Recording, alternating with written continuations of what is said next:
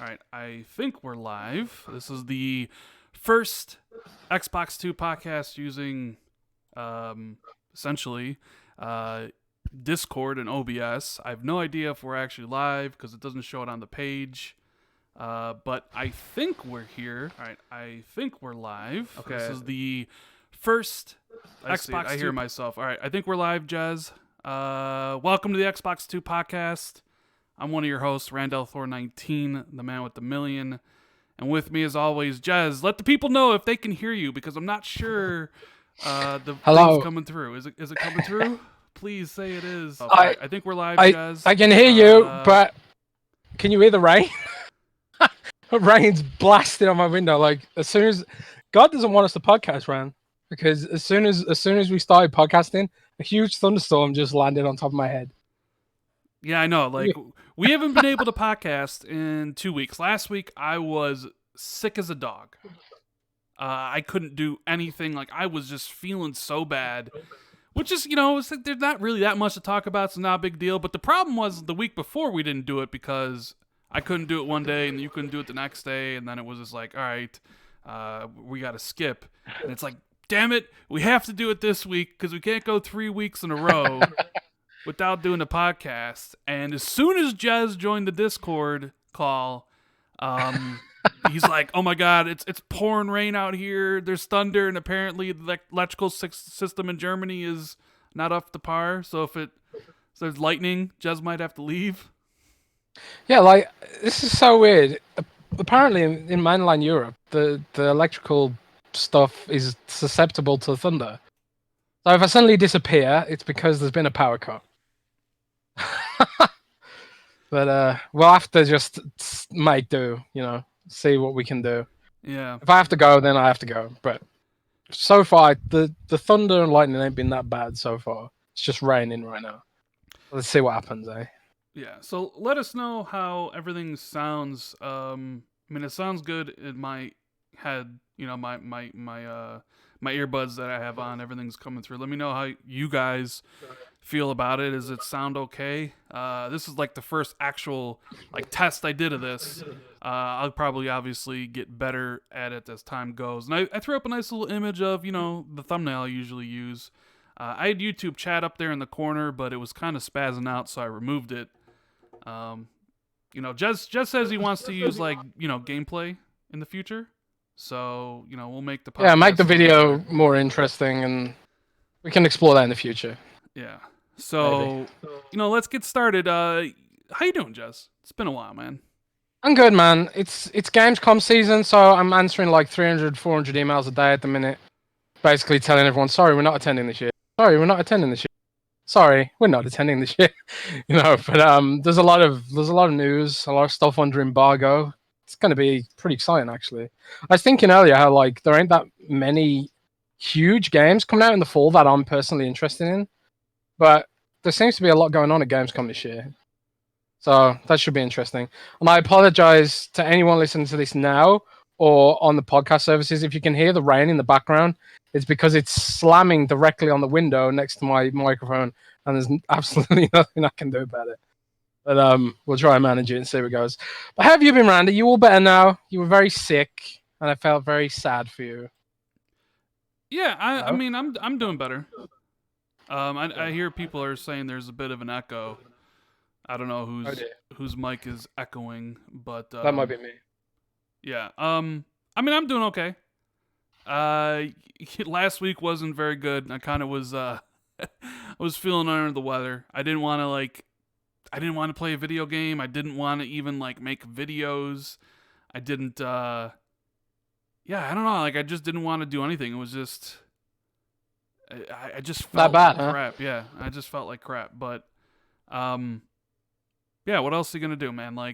Sometimes you get sick and you move on, but yeah, I know there's a lot to talk about, Jez.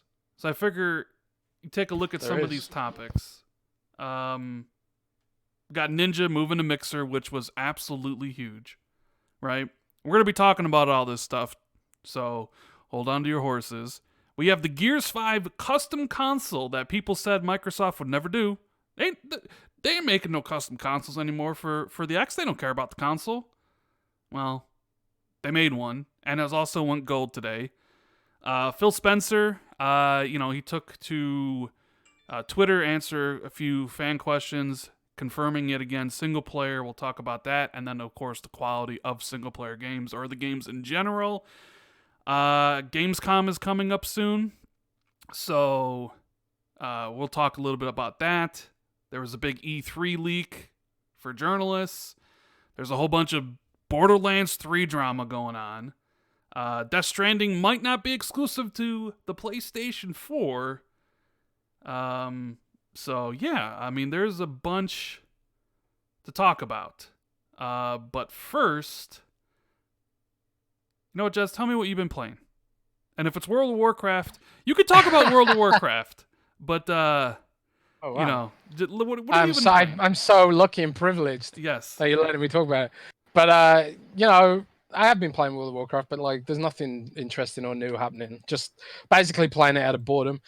I've been back on that Monster Hunter World grind because Iceborne is coming out very soon, and I'm very excited for that. Lots of new monsters, whole new area, loads of new features, new weapons, new armor. It's a massive expansion, $40. It's almost like sequel worthy amount of content. But they've said that that's going to be the last expansion before they do another Monster Hunter World game, I guess. So I'm looking forward to that. What else have I been playing? I think it's pretty much it, really. I have been playing. Oh yeah, I've been playing Age of Wonders Planetfall on Xbox 2, which is it's like a strategy Civilization meets XCOM game for Xbox. It works surprisingly well with the controller. Like it's a game that you'd think would be mouse and keyboard heavy, but it works pretty well with the controller. Unlike they are Billions, which sucks with the controller. But that's been pretty cool. I need to get more into that a bit more. Man, there are other games I've been playing. I actually wrote them down, but I don't have them to hand. Rand, tell me what you've been playing, man. Have you like last time we talked, we were both in like a gaming funk where we didn't know what to play, right?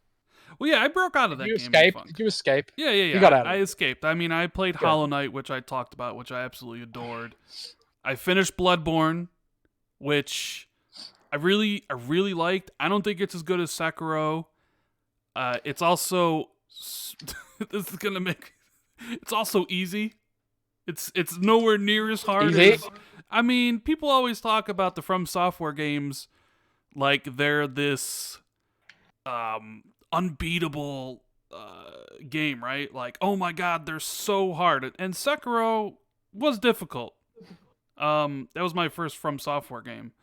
Some of those boss fights in Sekiro took me hours.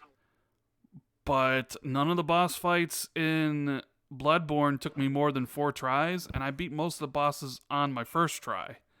So I died more to regular enemies in Bloodborne than I did to the bosses. And when I was playing through the game, I was like, yeah, I like this game. I like the setting. I like the gothic nature. I like, how fast-paced the combat is, even with the stamina bar. But, yeah, I was surprised by how easy it was. And I'm not saying I'm a god gamer by any stretch of the imagination, because I'm not, I don't know if Sekiro prepared me. Like, I got so good at Sekiro that now, all these other games kind of aren't, like, they're not that difficult. But yeah, so I played that. I also played the Blackout Club. Blackout Club, what is that? So Blackout Club was a game that came out, it was like $30. It is this co-op, how would you describe it? A co-op stealth horror game. Co-op stealth horror? Yeah. You don't often hear those words. No. That's why I was interested in it, right? I'm like, co-op stealth horror. We don't get stealth. Sam Fisher's gone. He's in a mobile phone, not even his own mobile phone game, right? Not even his own game. So I was like, okay. So it's like 4-player co-op. All my buddies got a copy of the game. Me, Maka91, Loveboat Gopher, Mr. Black Magic. And we started playing it. And you start off the prologue, and in this thing, it's like when you close your eyes, there's a button to close your eyes, like everything turns red, but there's messages. The prologue was so amazing. I thought we had something special on our hands, Jez. Like, I was so into the game. And then, like the prologue ends, and it's a good maybe like half hour or whatever. But it was so good that I'm like, my lord, this is gonna be like one of the best like kind of indie games this year, potentially the last couple years, right? And then okay, so now there's a stealth element, right? So we get together and you're like in this town, like there's this like cult that has infiltrated this town, and it's your job to kind of like prove that it exists. So it's like you're sneaking around the town looking for these randomly generated objectives, right? And the first night we played it, it was like, wow, this is really cool, stealthing around, at nighttime, avoiding all these things. It's really cool. And then we played it the next night for 3 hours, and then we realized that the first 3 hours are the same as the second 3 hours, or are the same as the third 3 hours. That the game is just repeating itself, and it doesn't actually like do anything different. So we stopped playing it because after about 7 or 8 hours, we realized we've been doing the same exact thing in the missions for a long time. So we went from like super high on this game to kind of like, yeah, like we've seen everything you can do. So that was kind of disappointing. Like it started off so strong. What's it called again? The Blackout Club. Is it like it's an indie game, right? Yes, it's an indie game. Okay, so I suppose that might be why it doesn't have a complete content spread, or no?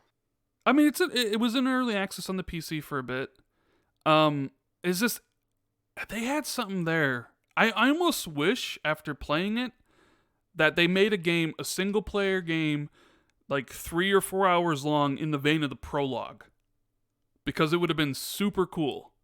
But instead, they went for this multiplayer, stealth-focused, randomly generate, because the town's basically always the same. They add more enemies, so it becomes more frustrating. But it's not skill-based in any way. It's more just kind of it's more frustrating. And then you always have there's this thing called the shape that's always after you if you do certain things, and you can't see it, but you can only see it when your eyes are closed. Anyways, I don't think it's worth checking out for $30. And I think does sound a bit. Yeah. That does sound pricey, considering the content doesn't sound like it's there. Yeah, it's really not. Other than that, I played Wolfenstein Youngblood. I think me and you both played Wolfenstein Youngblood. Oh yeah, that was the game I wanted to talk about. That's the game I wanted. Wolfenstein Youngblood. And it ain't good. The things I want to talk about ain't good. What did you think of it, first of all? What did I think about it? Yeah. I liked it, but I did not love it. You liked it? I mean, there's certain things about it that I liked. I didn't like anything about it. I actually think if it wasn't for Anthem basically being super bad, Wolfenstein would have been my worst game of the year, I think, so far. Like that bad? Like worst game of the year that I've played. That is awful game. That's awful. That is quite a statement. Their lucky Anthem came out because it would have been no contest otherwise. Anthem and Wolfenstein are up there for my worst game of the year.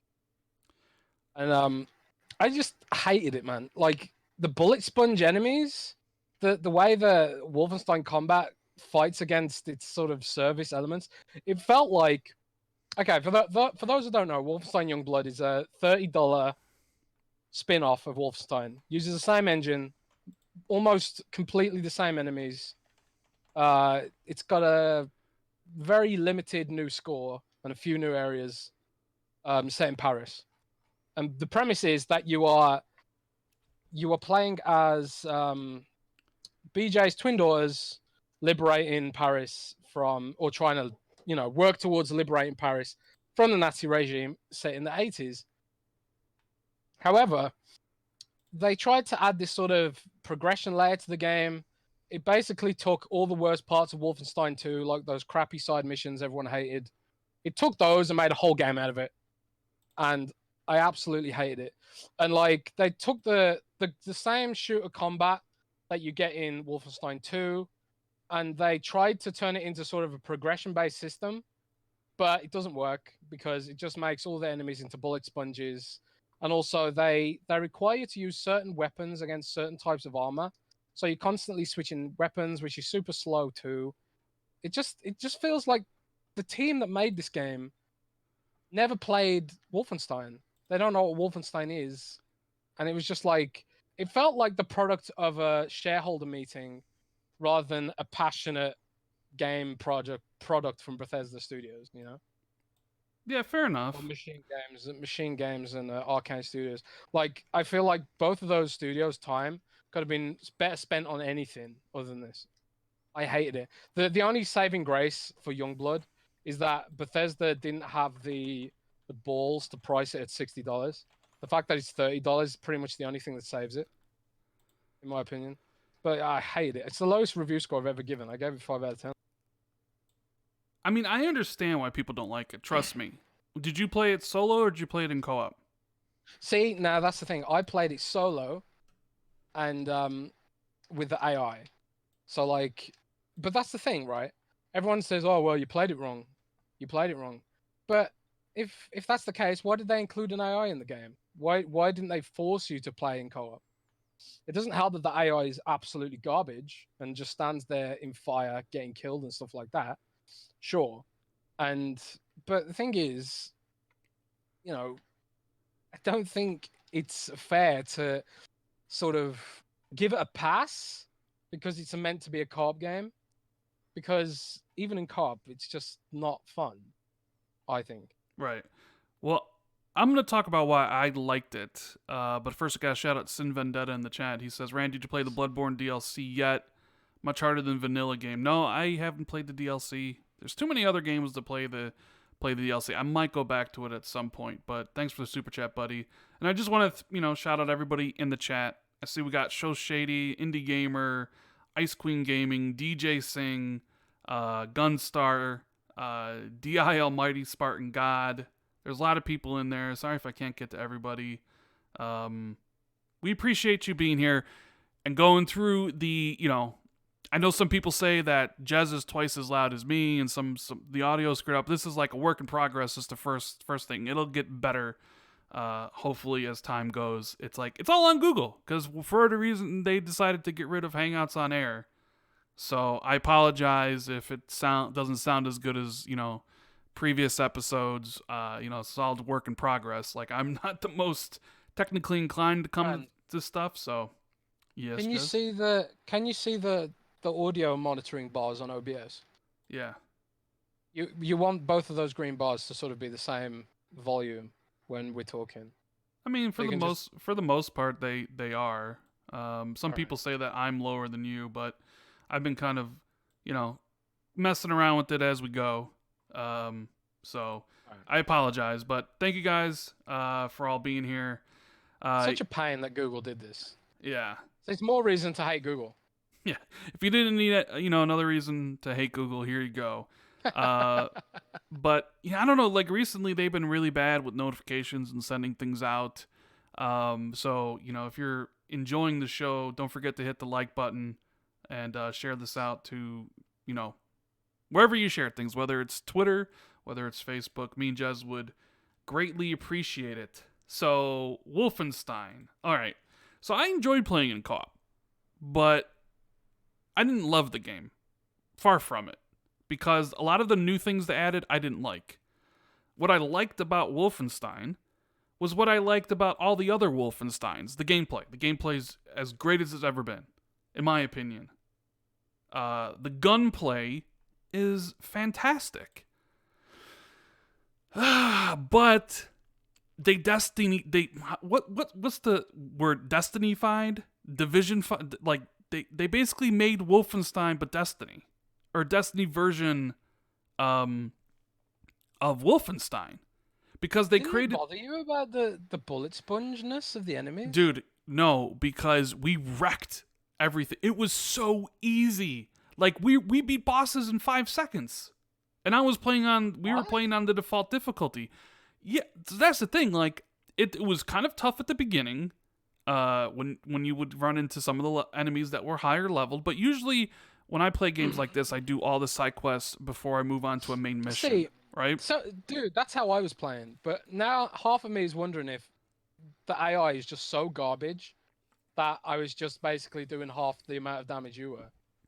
Because like every boss was like a bullet sponge. It felt like I ran out of bullets, and like I'm not the best marksman in the world, but I feel like I had decent enough accuracy to not run out of ammo fighting a boss because it was that much of a bullet sponge. I was using the right type of weapons that the game asked me to for the different types of armor, because weapons, some of the bosses have like, some of them have like specific weaknesses that force you to use specific weapons, which is another thing I hated about it.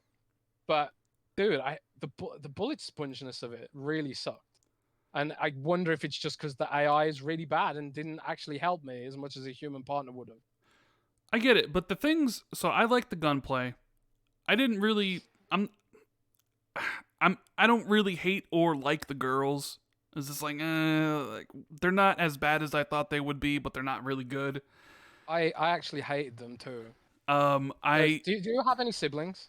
Yes, I have 3 siblings. Do you have a sister? I have 2 sisters. Do you call them sis No, I've never called them every sis. single time? No, I've never called them sis. No.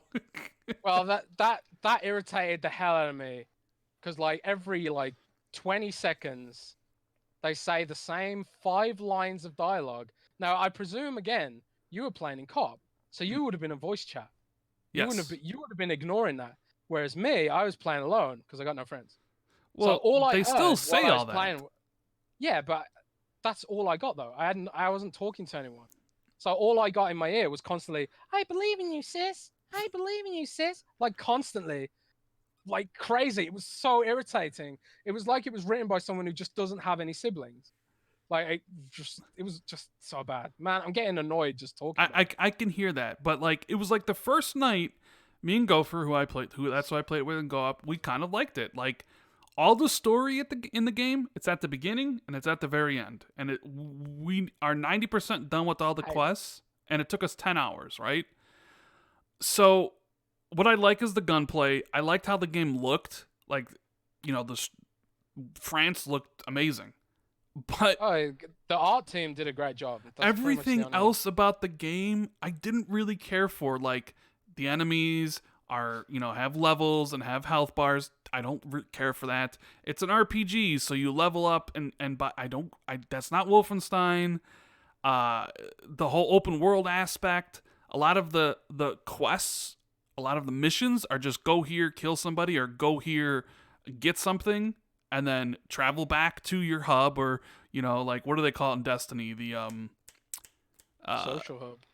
I forget, like the farm. I forget what like the main one is, but it's like then you turn it into people and you get XP and money, and the enemies respawn. Like all that stuff, all the Destiny stuff that they put in this game is not good, and there's probably a reason it's $30. So Because it sucks. yeah, The game sucks. And like I tell you, like if they wanted it to be an RPG and they wanted it to be like Destiny, they could have made it work. But the game has no loot. The leveling system is completely arbitrary because enemies level up to your level anyway, constantly. So it defeats the point of getting any progression. You can't see any damage numbers, so you can't even feel your character growing. It feels like completely arbitrary. And that defeats the point of it being an RPG. It's like, it really does feel like some shareholder or someone in middle management at Bethesda Softworks were like, why don't you make a Destiny Wolfenstein? That would be great. And they didn't even have a plan on how to do it. They just basically copied and pasted the UI and never gave any consideration to how RPG layers work in games, how like Wolfenstein's gunplay would be impacted by that sort of progression layer. And they just crapped it out for $30. It's terrible. I hate it. I'm offended by it. I am offended by that game.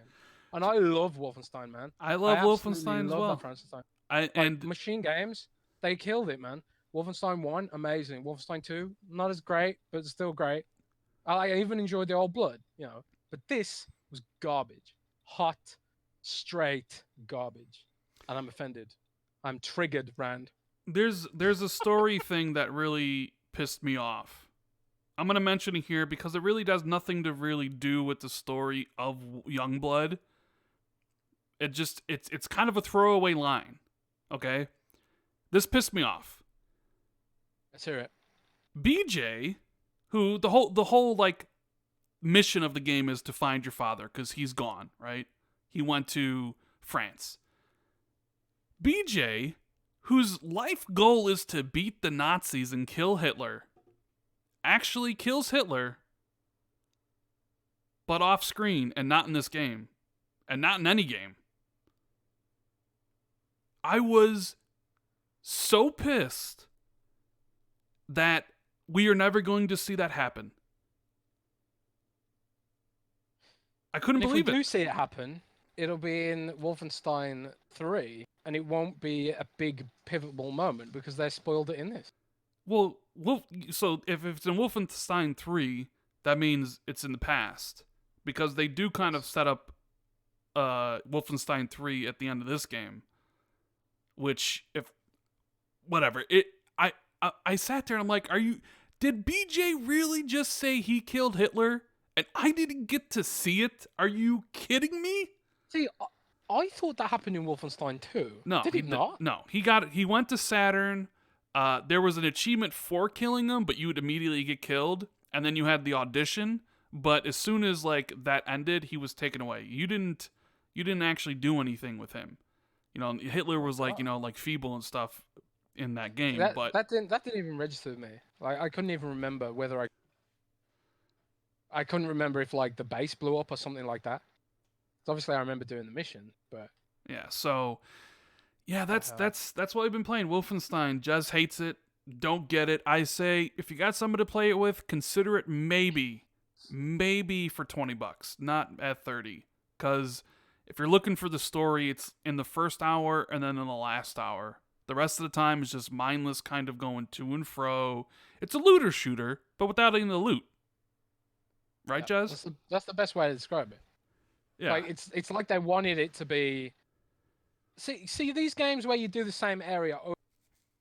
They only work if you've got serious progression mechanics and equipment to get and stuff like that. Like for example, I'm gearing up in Monster Hunter World now.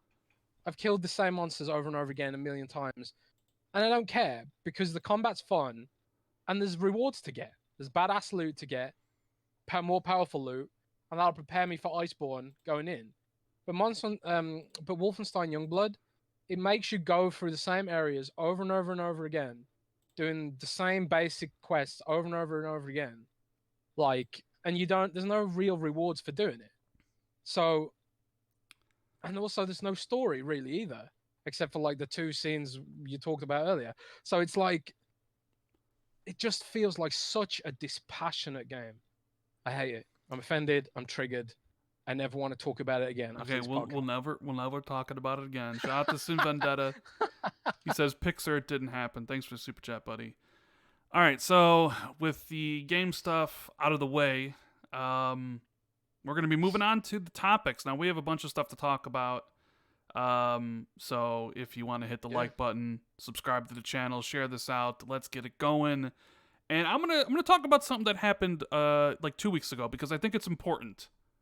Because I was happy to see Maximilian kind of lead the charge to bring back Killer Instinct, Jez. I did. Maximilian is such a great YouTuber. For anyone who doesn't know, Maximilian is a fighting game.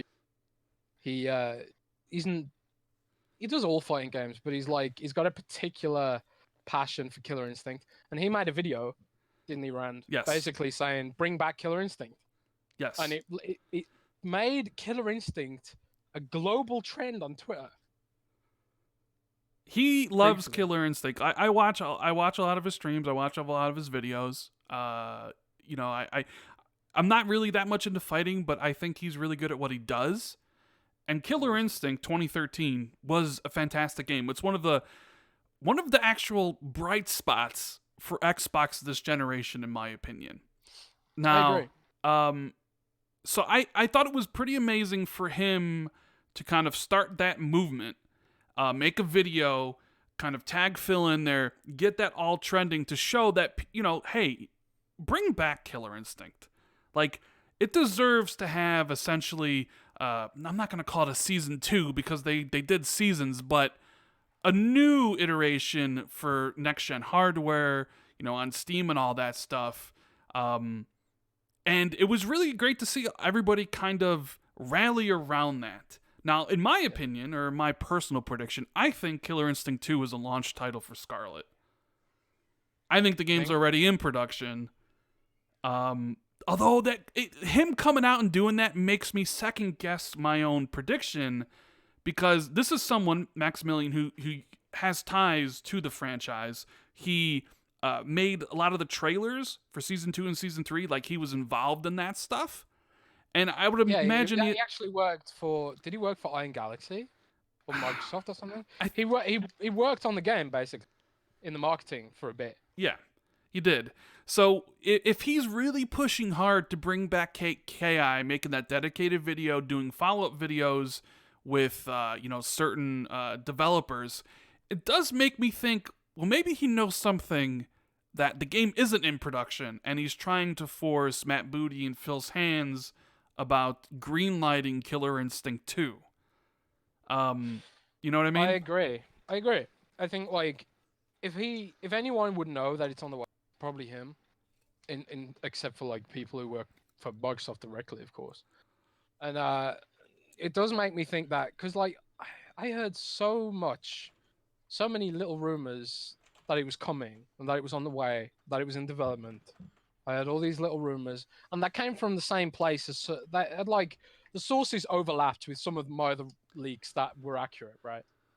So like it made me believe it. It was like, okay, well, these people were right about these leaks, which we got right. Maybe they're right about this as well. And but it's not materialized. And that makes me wonder if like maybe there was a plan for it or a pitch for it, and Microsoft decided against it. And it was interesting because Matt Booty recently gave an interview with, I want to say, Game Informer. Yeah, Game Informer, yep. Or Game Radar, or something like that. I can't remember the exact source. But Matt Booty gave an interview where he said these like classics franchises have to be passion projects. Like, they have to, basically, they're not going to force them. What they're going to do is the right pitch. It has to be the right pitch and the right dev at the right time to bring them back. And they're not going to try and force them. They're not going to try and, like, build them up like push them like they're pushing the Gears of War, for example. I think that's a big mistake. Because like you said, Killer Instinct is one of the only bright spots Microsoft's had in its first party. It's a service type game, which is perfect for Microsoft, right? So like, why the hell wouldn't they do it? I don't know. Yeah. So there's also another aspect to this that I wanted to touch upon. I 100% agree with you. Killer Instinct should come back. That the game deserves a second chance. However, there is a part of me that feels a little bit sad by all this. That why? It takes a huge YouTuber like Max to try to force Phil's hand and Matt Booty's hand to make a game when they should be already making the game. That it almost makes it seem like Xbox fans have to beg for sequels to their games. You know what I mean? You know what? You've touched on something there, Rand, which I'm sure we've probably touched on it before. Talked about it privately. I keep cutting out, I think. I hope not. But like it touches on something that we've talked about privately, I think, and something that people have often talked about and worried about is Microsoft out of touch when it comes to what people want? And we've talked about whether they just go off the metrics and they see Killer Instinct didn't make as much money as Fortnite and think, well, why bother investing in Killer Instinct? We should make something more like Fortnite, for example. It's like there's no consistency in their priorities in a way. I don't know. I hope I'm wrong. Shady says you are guessing and assuming here. I'm not guessing and assuming anything. That's what a podcast's for. I'm just saying I love the idea of a Killer Instinct 2. I'm 100% behind Max and his movement to bring it back. Like, I love that. I love that community pushback and be like, yo, this game is special. It was a big part of the Xbox One. It has all these fans. We need to bring it back, right? I love that stuff because it gets everybody coming together, talking about how great Killer Instinct is. But then there's the other kind of ugly side of it that you don't really want to mention. It's that we shouldn't have to campaign to Microsoft to get Killer Instinct 2. Like, the game should already be made. Maximilian shouldn't have to go on YouTube and start a campaign to say, bring back Killer Instinct. Because it should already kind of be in the works. Now, granted, it could already be in the works. You know what I mean? Like, 100%, the game might be revealed next year and launch for E3 2020 and be in the works right now. And everybody's going to be like, yeah, great.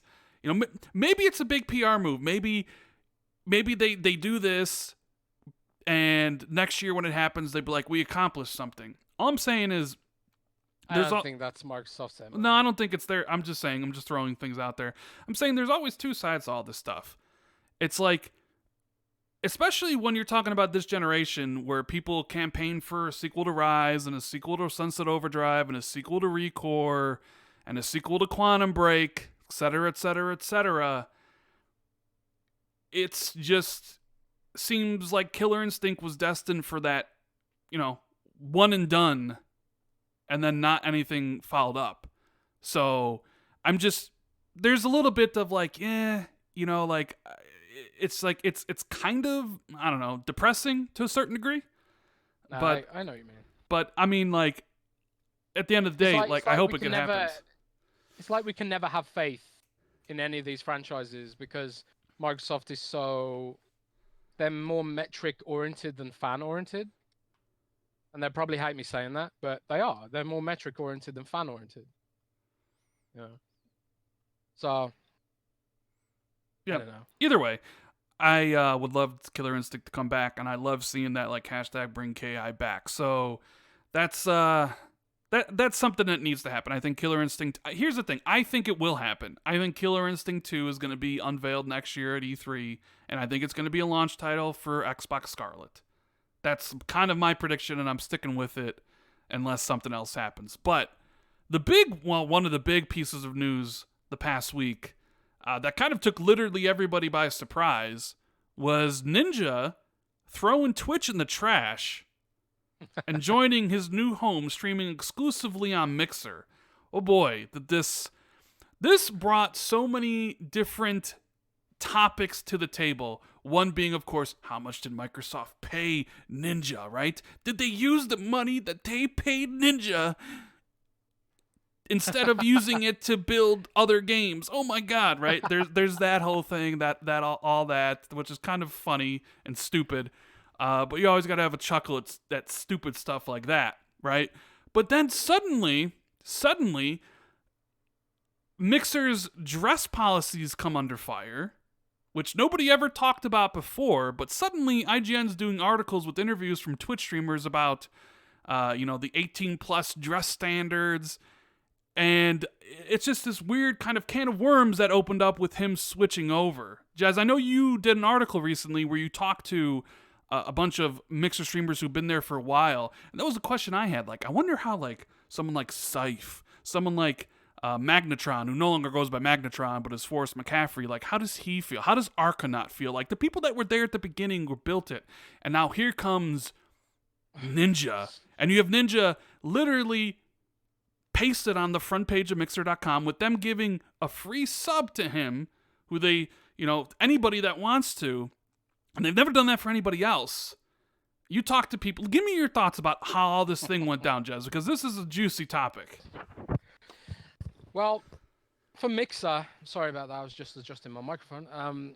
But for Ninja, this was like, you know, this was a win-win. Like, there's nothing for him to lose here, really. I mean, clearly he's got 1 million subs on Mixer already. He's brought over his entire audience, you know, pretty much. I don't think nobody's loyal to a website. Nobody's loyal to Twitch. Nobody loves Amazon. They love the streamers. So of course, like, no one's gonna be like, oh my god, he's betrayed Amazon. Poor Amazon. Everyone's like, fuck Amazon. No one cares about Amazon. So like, he brought across his entire audience. He's made a decent amount of money. I saw like some Tom Warren said that he made 50 million. He didn't make 50 million. I don't know where Tom got that from. Shout out to Tom, but that's wrong. But he made a decent sum from what I've heard. And obviously he's going to get all the money from those subs. So this was like a win-win situation for him. Free press for him. The mainstream media covered it, like it was in the BBC.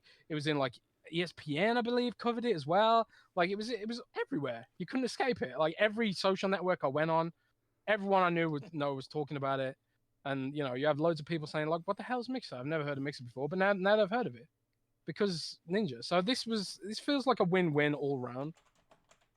Now you brought up like how the Mixer partners feel about it, because obviously for them potentially it could mean increased competition. It could mean they, you know, they're salty that they never got the same treatment and stuff like that. But like I spoke to about 30 partners ish, maybe about 25 ish. I couldn't find a single one that had something negative to say about it, even off the record, like anonymously. A bunch of people spoke to me anonymously about it, but like even they like didn't say anything negative really. Like they all see it as bringing legitimacy to the platform and ultimately helping it grow and stuff like that. I think it was Bob Duckenweave said, "A rising tide raises all ships," and I thought that was a pretty good way of putting it. However, there is this sort of question of, is Microsoft going to get value for money here? And you know, is that sort of, are they going to properly manage the extra users that come in?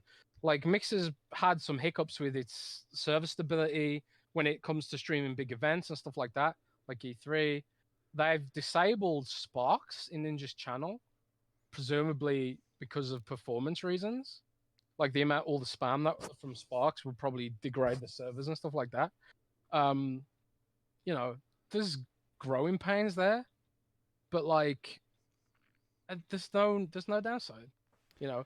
And as well, Ninja's like taken to his like role as the biggest Mixer streamer like amazingly well. He's been hosting other streamers, trying to support the users that are there, you know, being like involved in the community and stuff like that. He didn't have to do any of that stuff, you know. He could have just been like this arrogant celebrity ignoring everyone in the community, but he's been hosting people, he's been doing raids on streamers and stuff, trying to like, you know, build up the other streamers. So I didn't really know much about him before, but like, I've been pretty impressed. And I don't care about Fortnite. Everyone listening to this knows I don't give a damn about Fortnite. But I just think it's cool, man. I just think it's cool. It definitely took me by surprise. And this is something I'd say privately to my friends when we talk about what does Mixer need to do to kind of break into the Twitch stratosphere. Because let's be honest, Mixer was always kind of looked at as lesser Twitch. Like it wasn't on the same playing field as Twitch was. And no matter what Microsoft was going to do with the service, it just wasn't going to reach that level. And I think that's why I think it's a win-win for Ninja and for Mixer and Xbox, because obviously Ninja's going to get a payday. He's all good. You know, they're going to be using him to, you know, he said he wants to get back to his roots. Halo, you know, he's a Halo Pro. He'll be playing Halo and stuff like that. So obviously you know why he took it. But for Mixer, they needed to be legitimate. Okay, I'm going to say this word wrong. Legitimized? You know, Legitimized. Like... yeah, because I know people say, well, there's great streamers on there, and there are a few streamers on Mixer I do watch, like Arconaut, and I'll check out Scythe here and there. Arconaut's amazing. Like, Arconaut should be on radio. That but dude... It's you great. know, a lot of people just like, oh, it's like either they don't know Mixer, and if they do know Mixer, it's kind of like a punchline, right? But now it's like, okay, with Ninja switching over, this legitimizes Mixer, and it gets more eyes on it. So like whatever it would cost for Microsoft was probably worth it. Now, will Ninja be streaming for 40,000 people a year from now? Probably not. Like he's already kind of seen a little bit of a decline. Will he have 1 million plus subs 2 months from now? No, of course not. Like he'll lose 90% of those subs. But of course, I have a prediction. Although I gotta admit, Sub ZX, he actually had it first. I didn't see it though. But we talk about like the things that Microsoft could add to Game Pass Ultimate, and be like, if you're gonna have Mixer, why not have a free sub to someone on Mixer in the same way that like Twitch Prime is part of like Amazon Prime, right? Where you with your subscription to Amazon Prime, you can give a free sub to someone on Twitch. And I was thinking, you know what? Once that free sub runs out, most of those people aren't going to resub. But what if they introduce, like, by the way, here's a new addition to Game Pass Ultimate. You get one free sub, and then Ninja promotes it, and all the other streamers promote it. And now you got people promoting Game Pass Ultimate the same way Twitch streamers promoted Amazon Prime. So I could see that happening. And I think it's something that should happen. Like Microsoft needs to make Game Pass Ultimate like the go-to shop for all their things. You got Game Pass, you got Gold, you have, Mixer, Sub, and eventually xCloud. But this is something Mixer needed to do, in my opinion. And what I think what they need to do is they can't stop at Ninja. I think they have to go after somebody else. They have to go after multitudes of people. Whether it's Shroud or whether it's, I'd say Dr. Disrespect, but I don't think people at Microsoft want Dr. Disrespect near Mixer. So even if he wanted to join, I don't think they'd want him there. Dr. Disrespect actually said that he would join if he got a deal, but there ain't no way in hell. Yeah. So they need to make it so it's like it's like a shift, like a true shift of people instead of just, one. It needs to be kind of like a long-term thing, but for right now, I think it's a win-win for both. And what I've heard, Rand, is that there are major Twitch people currently in talks with Microsoft. So I wouldn't be surprised. Yeah, this is just the beginning.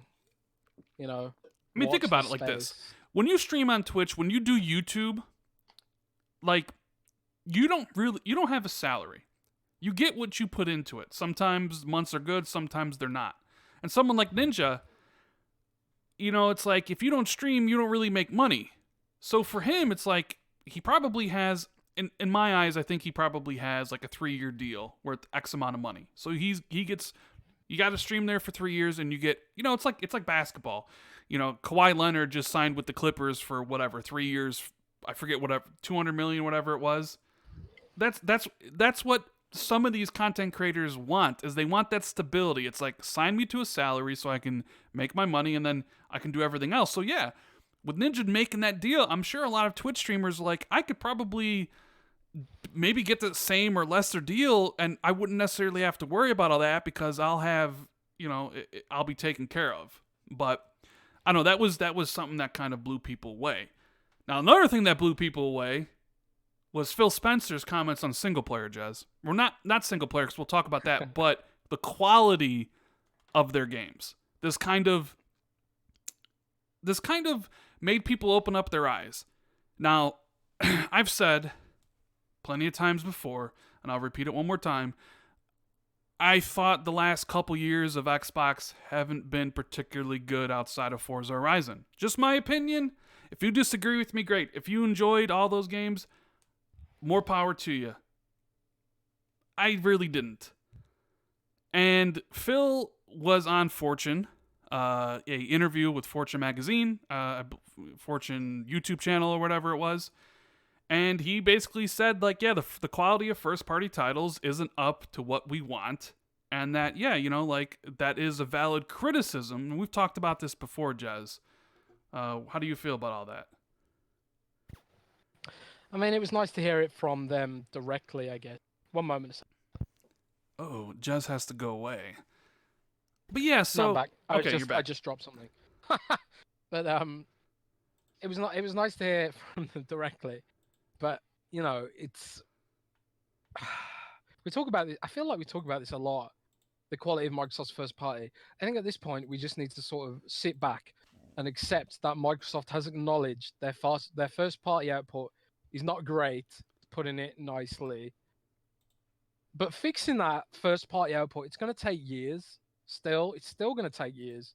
You know, the initiatives hired so much amazing talent. They picked up some more people this week. I can't remember off the top of my head who, but people from like major studios from like across the whole industry. You know, big names who worked on really intense projects with very detailed animations and all those super graphics that you don't really associate with Xbox, but you typically associate with PlayStation because PlayStation just seems to be the place where quality animation lives. And the quality animation leads to immersion, which leads to memorable games, like The Last of Us and stuff like that. We talk about this a lot, but ultimately, around it's still just going to take years to correct the ship. You know, Microsoft went through such a massive period of disruption, and all their plans got blown away in 2013. They had to pivot away from all this stuff, and then Phil Spencer came on board and basically ripped up the rule book. And then Terry Myerson got fired. Basically, they didn't call it firing, but let's whatever happened. Terry Myerson went away. Phil got promoted, and now Xbox is flushed with cash that it's never had before. It's never had top tier access to Microsoft finances before. But it's like, turning around a massive ship. It's going to take years. But it's good that they've at least admitted it at this point. And the fact that they've admitted it kind of says to me like they've looked at what they've got and they've seen what's coming and they feel better about what's coming than what they've previously had. Because one of the games I've been playing recently around is State of Decay 2, Okay. because they added the hard mode in, and I just wanted to check it out. I wanted to kill some zombies and run some zombies over. Hard mode's great, by the way. It makes the game so much better. Like the State of Decay's base game was like so easy that the zombies weren't really scary anymore. But like hard mode is like you have to stealth. There's no supplies. Cars are a very precious resource now. You can't just drive around running all zombies over. You have to really, really look after your cars, if you don't want to lose them. And but still, it's still like you play it and it's like these janky, you know, B tier animations and awkward physics and all these sort of things that you don't really associate with the world's biggest company, you know. And ultimately it's Microsoft's name. It's Microsoft's name on these games. And do they want to be associated with B tier quality, or do they want to get up to like that sort of top tier level, where like the animations look great and the physics look great and things interact well and all the details are like properly realized and not just sort of shoved to the side. I just I'm just looking forward to the future, but we just have to accept that it's going to take time. Yeah. Yeah. I mean, I've been on record saying that I'm looking forward to what all the games that Microsoft is producing. I got a video coming out about that next week, which I think a lot of people will like. And I think I showed you the thumbnail for it, right? Yes. Yeah, that's it's going to be a controversial video because it's going to be positive about Xbox. We know positive Xbox video, things don't go over very well. But of course, just my opinion. Um, yeah, like Phil saying single player or that the quality of the first party games weren't very good. I mean, some people will say he's just saying what people want to hear. That he's a snake oil salesman, Jez. That he's What, just that a Phil doesn't PR. actually believe that and he's just going along with it. Yeah, that he's just basically buying time. That he just says things and it's like, oh, don't worry, like we know it's bad, but hang on a couple more years until the games come, and you know. Th- But it's funny you say that because recently I was reading an interview where the CEO of EA was lamenting mistakes they've made, promising to do better. We're going to do this better. We're going to do that better. We know we've screwed up. We know we've alienated people. The thing is, like you could find that same interview from EA 3 years ago. You can find that same interview from EA 6 years ago. You can find that same interview from EA 9 years ago. Like they've constantly been apologizing for how much they suck for years, and nothing changes. You know, and I'm not saying Phil or Microsoft's anything like EA, but when the CEO of companies asked a question like that, it's sort of like, even though I personally trust Phil, for the people out there who don't, the proof's in the pudding. You know, you have to prove that stuff. State of Decay 3 has to be up there with that level of quality. All these games have to be up there with that level of quality that people want and ultimately deserve for investing in Xbox, you know. And at the moment, it's just Xbox isn't pushing the medium like Sony is. But they're making a lot of money, sure, but they're not pushing the medium. And I think a lot of gamers want to see them invest in pushing the medium rather than just making loads of money by shoving multiplayer and everything. Yeah, and subscriptions. And shout out to Metal Space 2009 for the super chat. He says that's salary. Thanks for the support, buddy. Yeah, I agree. And like even in Matt Booty had an interview with Game Informer where he talked about how he wants to work with Undead Labs to make State of Decay 3 a AAA production. How he wants he envisions the Outer Worlds to be a AAA franchise. And he talked about how some of their studios will, they're not looking to have all their studios make, big AAA 90-hour games. And some of them are making like, AA 10 to 15-hour experiences, which is kind of what I thought for some of those studios built. But when you look at, and like State of Decay 3 is a perfect example. It's a game that people seem to really like, or a franchise that people like enjoy. And it really does need to take the next step. Like you can't, like State of Decay 2 is basically State of Decay 1.5. You need to give the developers time to make their games, and previous Microsoft or previous management wouldn't.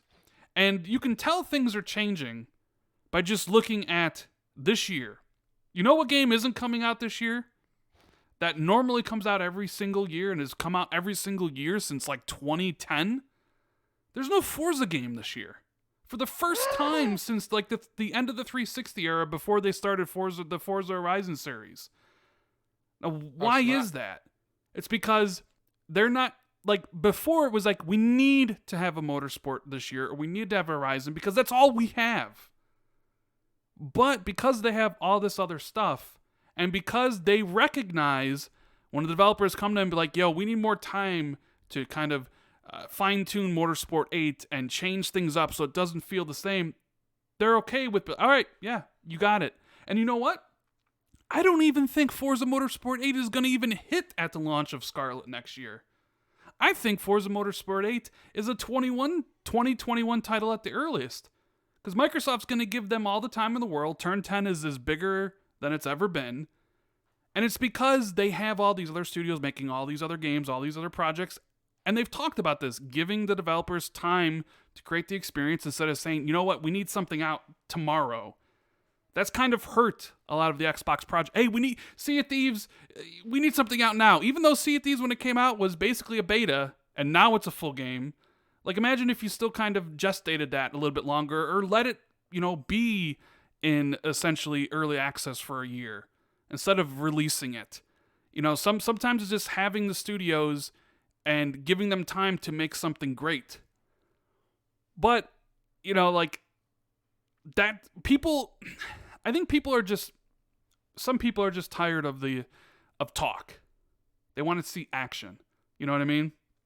Shout out to Salty in the chat, and shout out to One Bad Mother and the people from the Xbox Discord era. I know you guys are watching here. Hashtag 20x20. But yeah, man, like that's something like that's a change that you can see immediately this year. And I know a lot of people won't pick up on it, but the fact that Forza Motorsport's not coming out this year is a huge signal of things changing. Because that was a game that you could literally set your watch by. Oh, it's 2019. Last year's Horizon, this year's Motorsport. And it seems like there might be a Motorsport this year and not another Forza game next year. They'll go 2 years without that stuff. Hey, Rand. Yes. You're lying. I'm lying. What do you mean? You did get a Forza game this year. What Forza game? Forza Street, baby. Jeez. Forza Street. Yeah. I'm talking about Forza the mainline Street, stuff. I'm talking about the I'm mainline talking- stuff. Forza Street is mainline. And I'm gonna look it up right now, see how it's doing. Oh, can't see it on best selling games list. Let's open it up a bit. It's not in the top 10. Not in the top 20. Brand, I can't find it. I think it's gone. Okay. Maybe it isn't a mainline Forza game. I'll accept that. Yeah, I don't think it is. I don't know why. I don't even know why they even bothered to make that game. But and then since we're on the subject of Phil's and his comments on the quality of first party, which is weird because I said, hey, the games aren't that good, and then you get some really, really like insane Xbox fanboys that'd be like, what do you know, Rand? Your opinion isn't fact. And I've never said my opinion isn't fact about anything. Like, it's just one dude's opinion. People get so bent out of shape out of that. But here's Phil saying, yeah, it's not that good. It's like, well, what do you have to say now? Here's literally the head of Xbox being like, it could be better, right? But then he also talked about single player, which I made a video about yesterday. Basically saying that, they bought a bunch of studios that are single player focused and they want to continue that. Of course, a lot of people will be like, I don't believe you, Phil. I don't believe you. I want to see action. I don't want to see words. And then, of course, when it does happen, when they do release those single-player games, because people will point to Bleeding Edge as like, oh, Phil's lying. You bought Ninja Theory, a great single-player studio, and their first game is a multiplayer project. It means you're lying. Okay, like, Ninja Theory also has 3 other games in work right now? At least 2 other games, from what I understand.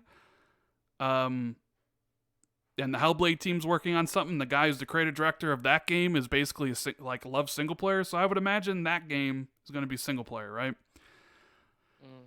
But when those single player games come out, whether they're from Obsidian or an Exile, Compulsion, or whatever Playground game, I already know exactly where the conversation is going to shift to. It's going to be like, yeah, they're single player, all right, but they're not AAA single player, Jazz. Not AAA. That'll be the talking point. And you know what? Some games will be AAA and some games won't. But that's kind of that's basically the truth. There'll be some games that will be high budget, that will, have all the graphics and have all the money spent on it and have the big marketing campaign. And some games that won't. That'll just come out. That will, fill a niche or whatever you want to call it, or whatever the developer, wants to make. Because don't forget, they all say, hey, we have creative freedom. And everybody always applauds. They always clap.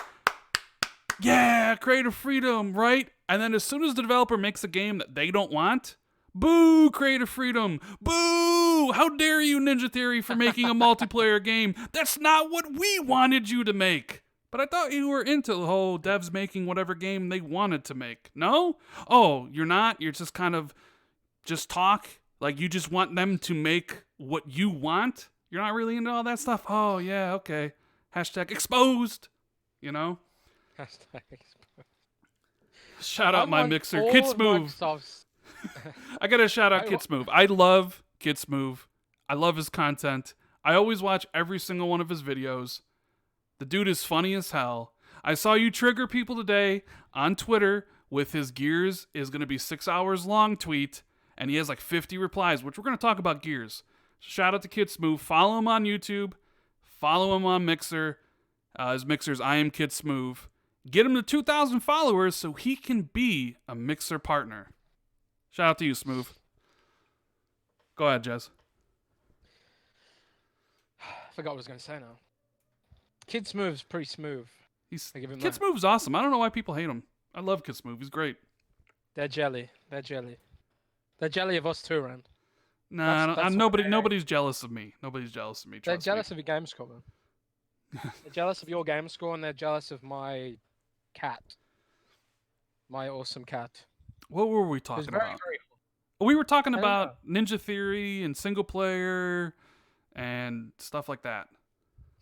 We were indeed. We were indeed. I. It's tough, you know, because from Microsoft's perspective, gamers don't want single player, you know, and I don't care. You can say like, oh, you want look at look at God of War's figures. Like, yeah, it sold a lot of copies, but how many hours of engagement does it have? You know, are people playing it for hundreds and hundreds of hours on end, stuff like that? Oh my God, did you hear that thunder? No, I The did thunder's not coming hear back that. now. I did not hear that thunder. Okay, the thunder's coming back. But like Microsoft looks at engagement more than copies sold, and if they see like a single player game gets 20 hours of engagement and sells 1 million copies, but they see a game sell like 1,000 copies, and each one of those copies gets like 1,000 hours of engagement, that's worth more to Microsoft. The engagement is Microsoft's key performance indicator. That's what they consider successful, and they in their mind, if someone's not playing a single player game constantly, then gamers don't want it. That's how they view those things, you know. But the way I see it is like you've still got to have those experiences because they're sort of like what you play in between waiting for your friends to log on, you know. They're sort of what you play in and around waiting for those big service games, waiting for the next Battlefield, waiting for the next Destiny patch, you know. There's only so much quality gaming you can get out of like a service driven game. And in a way, maybe they don't care about that stuff. Like for example, I play World of Warcraft a lot right now, but am I really enjoying it? I don't know. I don't know if I'm actually enjoying it or I'm just playing it because I got nothing else to do. You know, Mm-hmm. it's a weird thing to describe because there's this whole meme in World of Warcraft about running around Ironforge doing nothing because you've exhausted all the content, you know. And basically now I've got to a point where I only log on to do our scheduled raids, and outside of that, there's nothing to do. So I go back to my backlog and I play those single player games, you know. But I don't want to play any other service driven games. I just wonder like what Microsoft's metrics are for this sort of stuff and what they value, and because clearly they don't think single player game and stuff like. And Dark Times just said in chat, you know, 54% of God of War gamers finished the game. Jez, that's not good. You're proving my point. That's You are that's way above average. Like way it's above above average, but it's still proving my point. 54%? That ain't good. I mean, That's not I good. don't think you'll see a game that has I don't even think you see games that are 3 hours long that have like 100% completion though. Yeah, sure. But that's the point. That's the point I'm making. Is that you don't spend a lot of hours in those games. They want you to spend a lot of hours in those. Like we talk about how bad State of Decay 2 is. I've spent 150 hours in that game. You know, I've engaged with Xbox Live for 150 hours on the basis of State of Decay 2, which I only have in Game Pass, I think. So for Microsoft, they would rather have a game like that. And I'm just playing devil's advocate. I'm not saying like I don't want God of War quality games on Xbox. Of course I do. But I'm trying to look at it from Microsoft point of view. That if like people are playing these B tier games for 150 hours, and they've created like a whole service around these sort of lesser games, it doesn't make as much business sense to invest so much in these single player experiences, which you only play once and then probably don't come back to. You don't engage with, you don't stick around for, you don't, you know, continue talking about, you know? Yeah, I mean, I get it. I get it. I just I mean, People don't want to accept. People don't want to accept it. They don't want to accept it. They're like, oh, well, 50% of people completely gone. It doesn't matter. It doesn't matter because the amount of money that Fortnite made in the same period completely dwarfs that. sure, You know? Fortnite is right.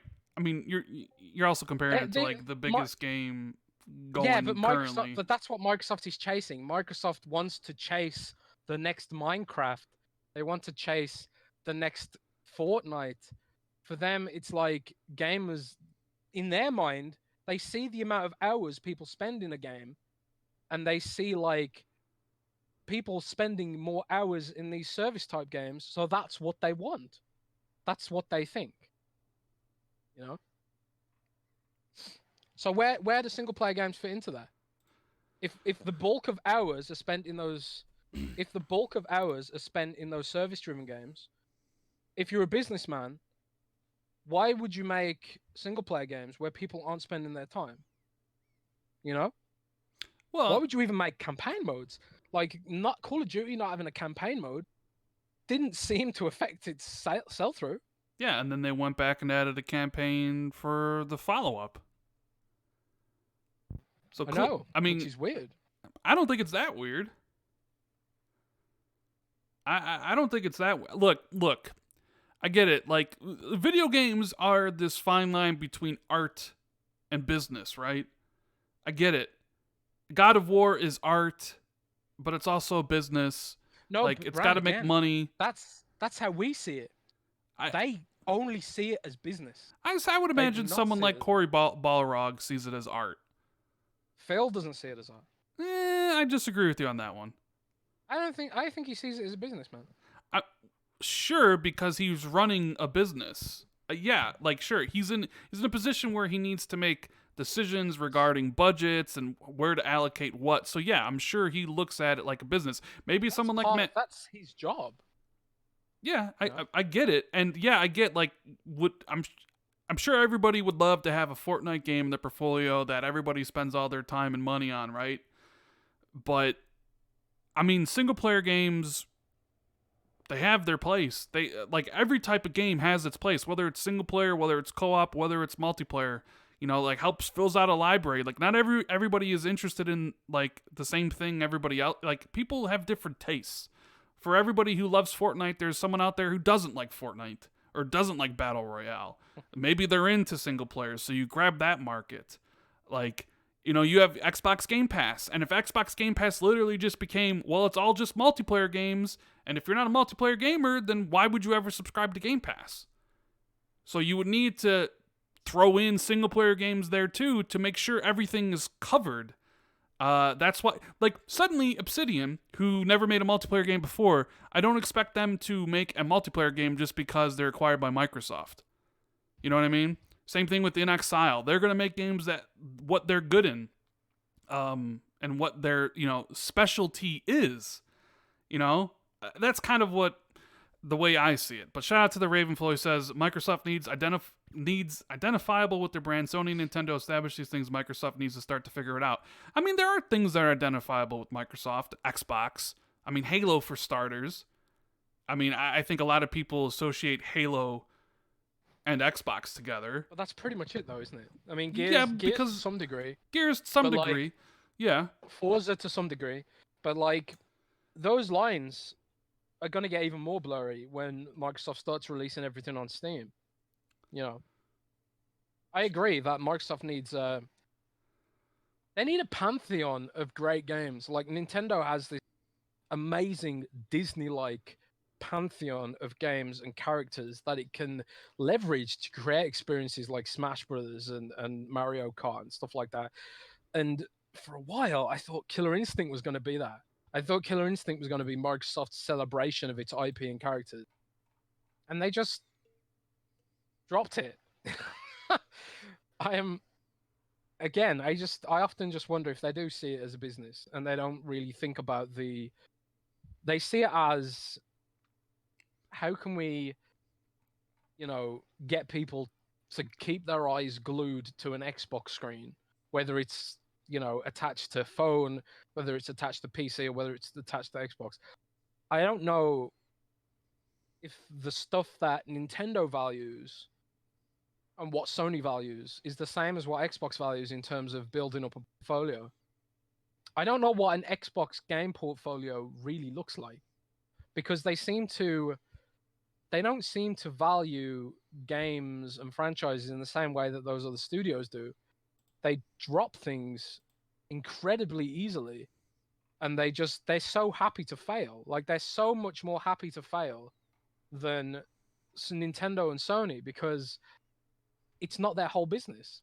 You know, they don't need to have a first party to the same degree At least this is their perception. I think is that they feel like they don't need to have a first party as much as the other studios feel like they need to have. And at least that's what I worry, and which is why they're so eager to drop things all the time. If like Killer Instinct 2 doesn't happen, it's because it wasn't a mega hit. Like they feels like they want games to be mega hits before it deserves to become a franchise. Like I would have made Killer Instinct 2 1,000 times before I would have made Crackdown 3. I don't get it. Yeah, well, I mean, some of the games that they're like Bleeding Edge, for example, not going to be a mega hit, right? Whatever Compulsions makes That's not going to be a mega hit. Well, I'm just saying it's not going to be. It's a passion project that they wanted to make. That'll come out, and either people will like it or not. And there probably won't be a follow up. But like Bleeding Edge isn't going to be a mega hit. Some of their games that some of their studios makes won't be mega hits. They'll just be one offs. They'll just be games that they make. Some will be great. Some will be probably maybe not so good. But Microsoft still needs all those games. In that interview with Matt Booty, he did say that these games would be exclusive to Xbox and PC. Because there's the thing that we talk about a lot is Xbox being a third-party publisher.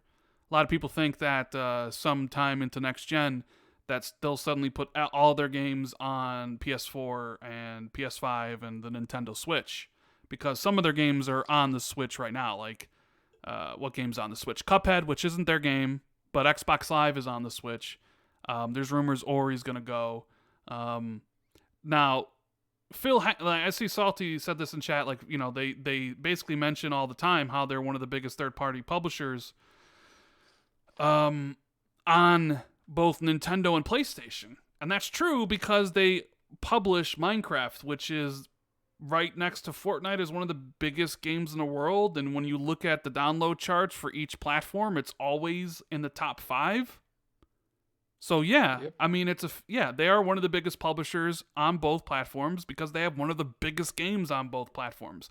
Minecraft Dungeons is going to be, on both platforms because Minecraft is a agnostic franchise. But Matt Booty did basically state in that interview that all their games, they're going to be on Xbox and they're going to be on PC.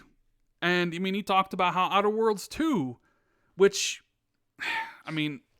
there's some talk. I'll tell you why all their games are coming to Windows is because in the future, Rand, exclusives are going to matter for Windows too. Because if Stadia gets its exclusives, you won't need a badass gaming PC to play your games. You could play AAA games on a crappy Chromebook that costs you $200, So, like, Microsoft has a duty to get some exclusives going on Windows too. And they're lucky because obviously Windows has the most exclusives of any platform, if you consider Steam, and games that are only on Windows, they're not on OS X, they're not on Linux, they're only on Windows. Windows is the biggest gaming platform.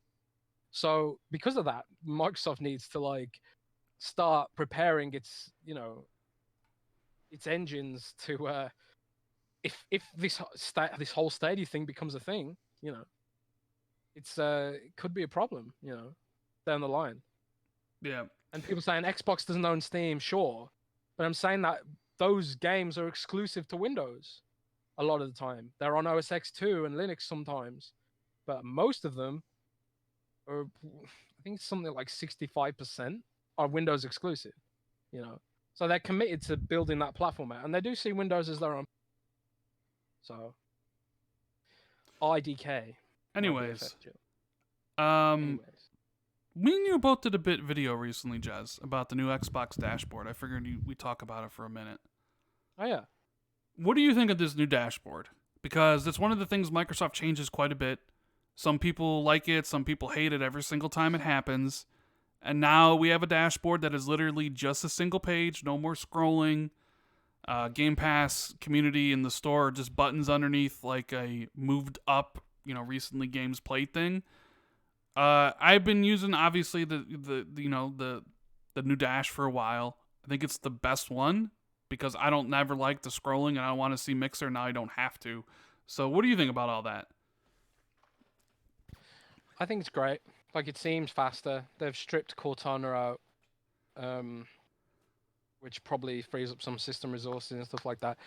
It does feel like they kind of just decided, you know what, no one's looking at tabs, let's get rid of them and just add them if people want them, and maybe use the dynamic content things at the bottom a bit more.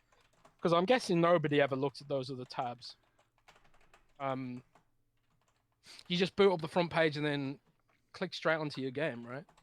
I don't think those other tabs got much engagement. So it makes sense to me. It does seem to be super popular. I think that's the biggest YouTube video I've ever done. It got like 80,000 views or something. But I like it. Do you like it? Yeah. Does anyone in the chat not like the new dashboard? Have you seen the new dashboard? If you don't like the new dashboard, say something in chat.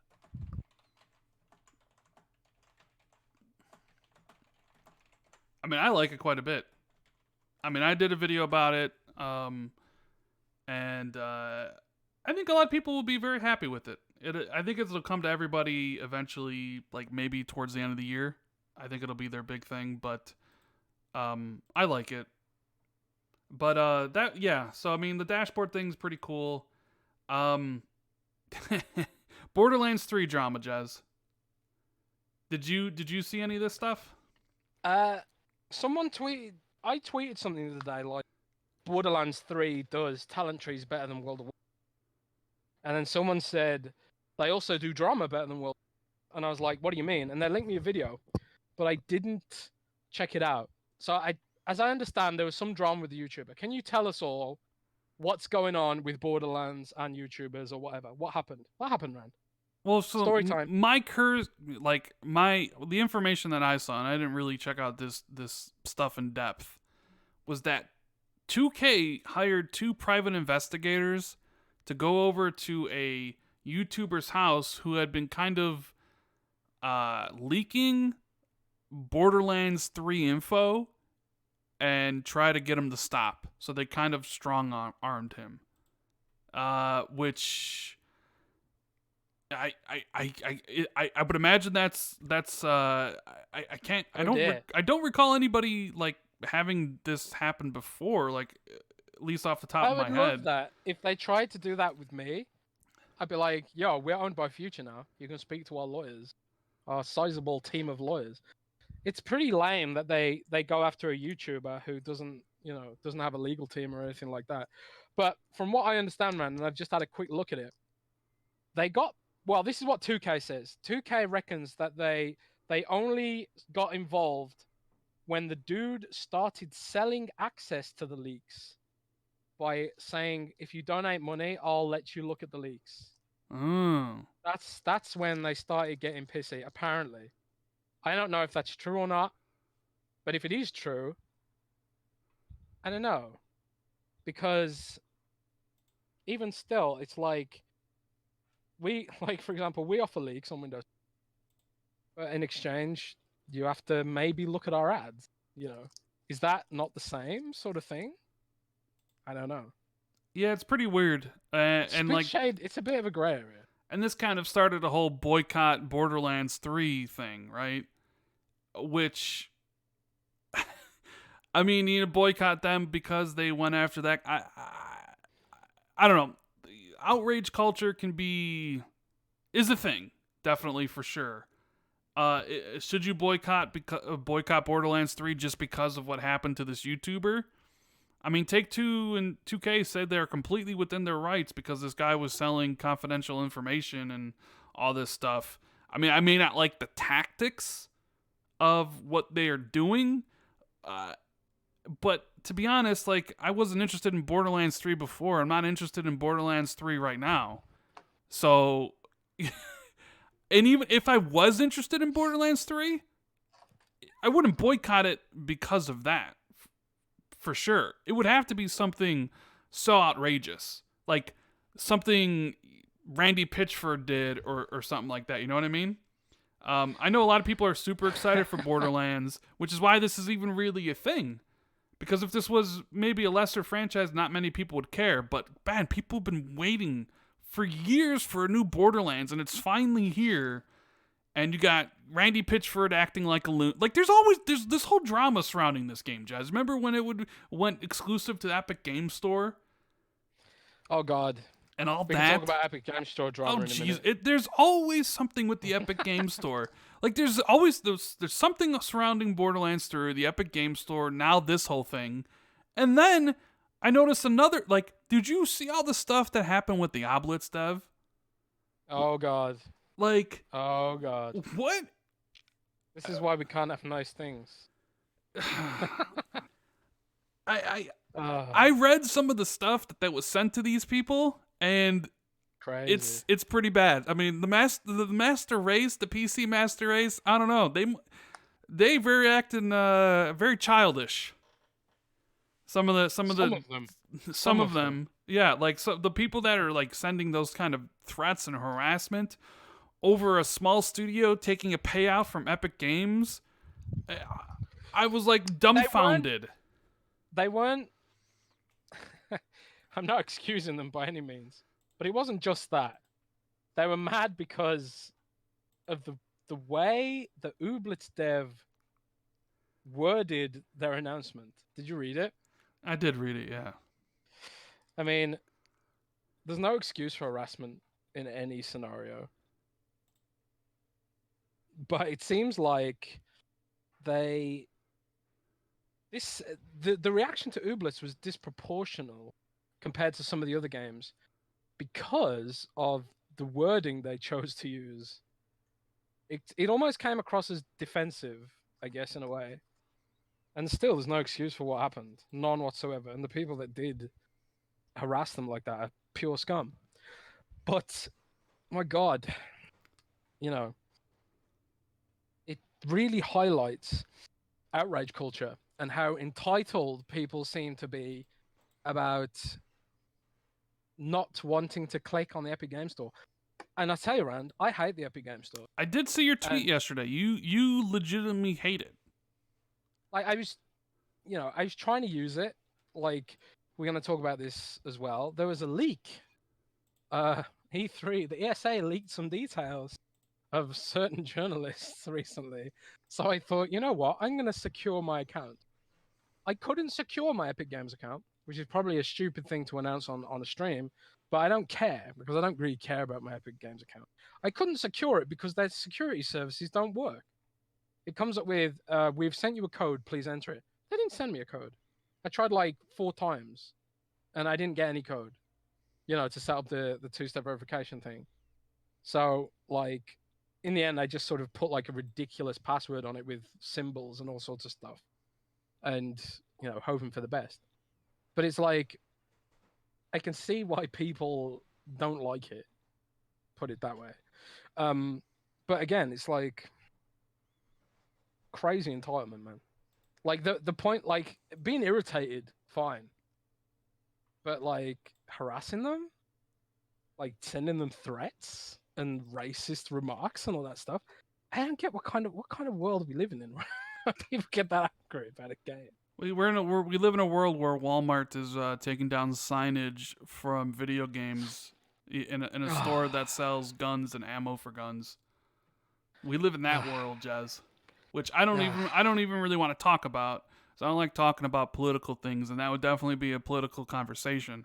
But we live in that world. We live in a world where they canceled an esports Apex Legends like broadcast because of the recent things that are going on. So we live in that world.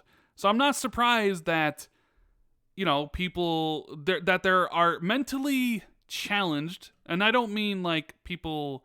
I don't mean like people that don't. What's the right way to say it? I mean mentally challenged as in like man children, people that never grew up. You know what I mean?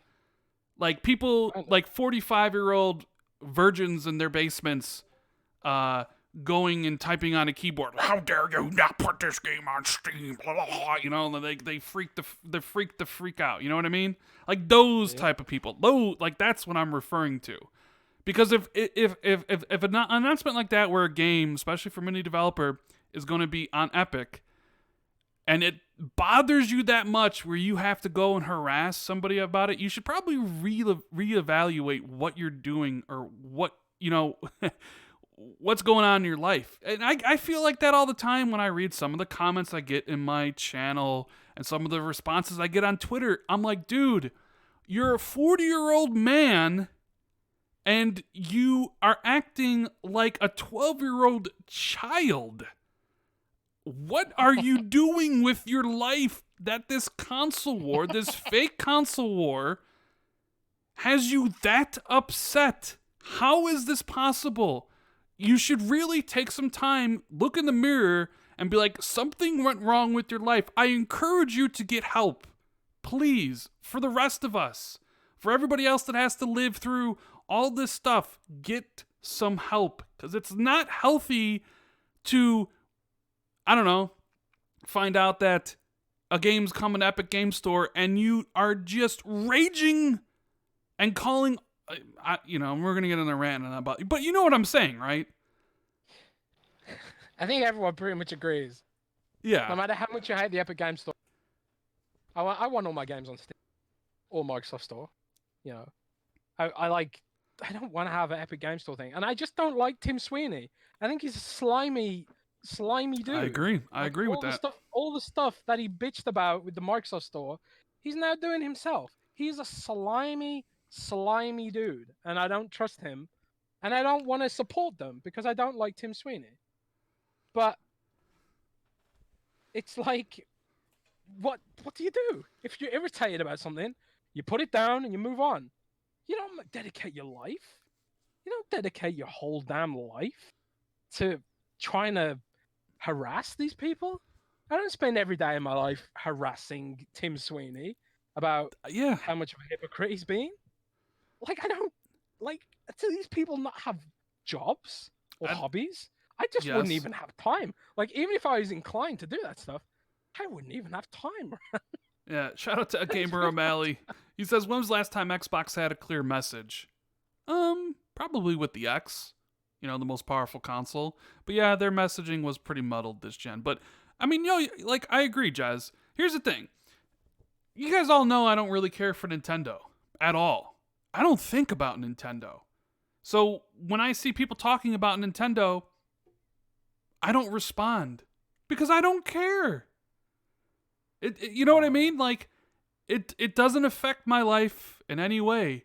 But there are certain people who hate Xbox and people who hate PlayStation. Whenever there's a tweet about either or, they're there. They're there commenting on the tweet saying, whether Xbox has no games or all of Sony's games are third-person force simulator walking games, right? One and done games. And it's like, if you hate it so much, why even bother talking about it? Like, let it go. Who cares? You'll feel much better about yourself. And especially when you run a YouTube channel, when you have to read some of the comments that you get, because some of the comments can be out there and be crazy. And what you tweeted the other day on Twitter, Jazz, means the world. Where if you like someone's content, please tell them that you do. You know what I mean?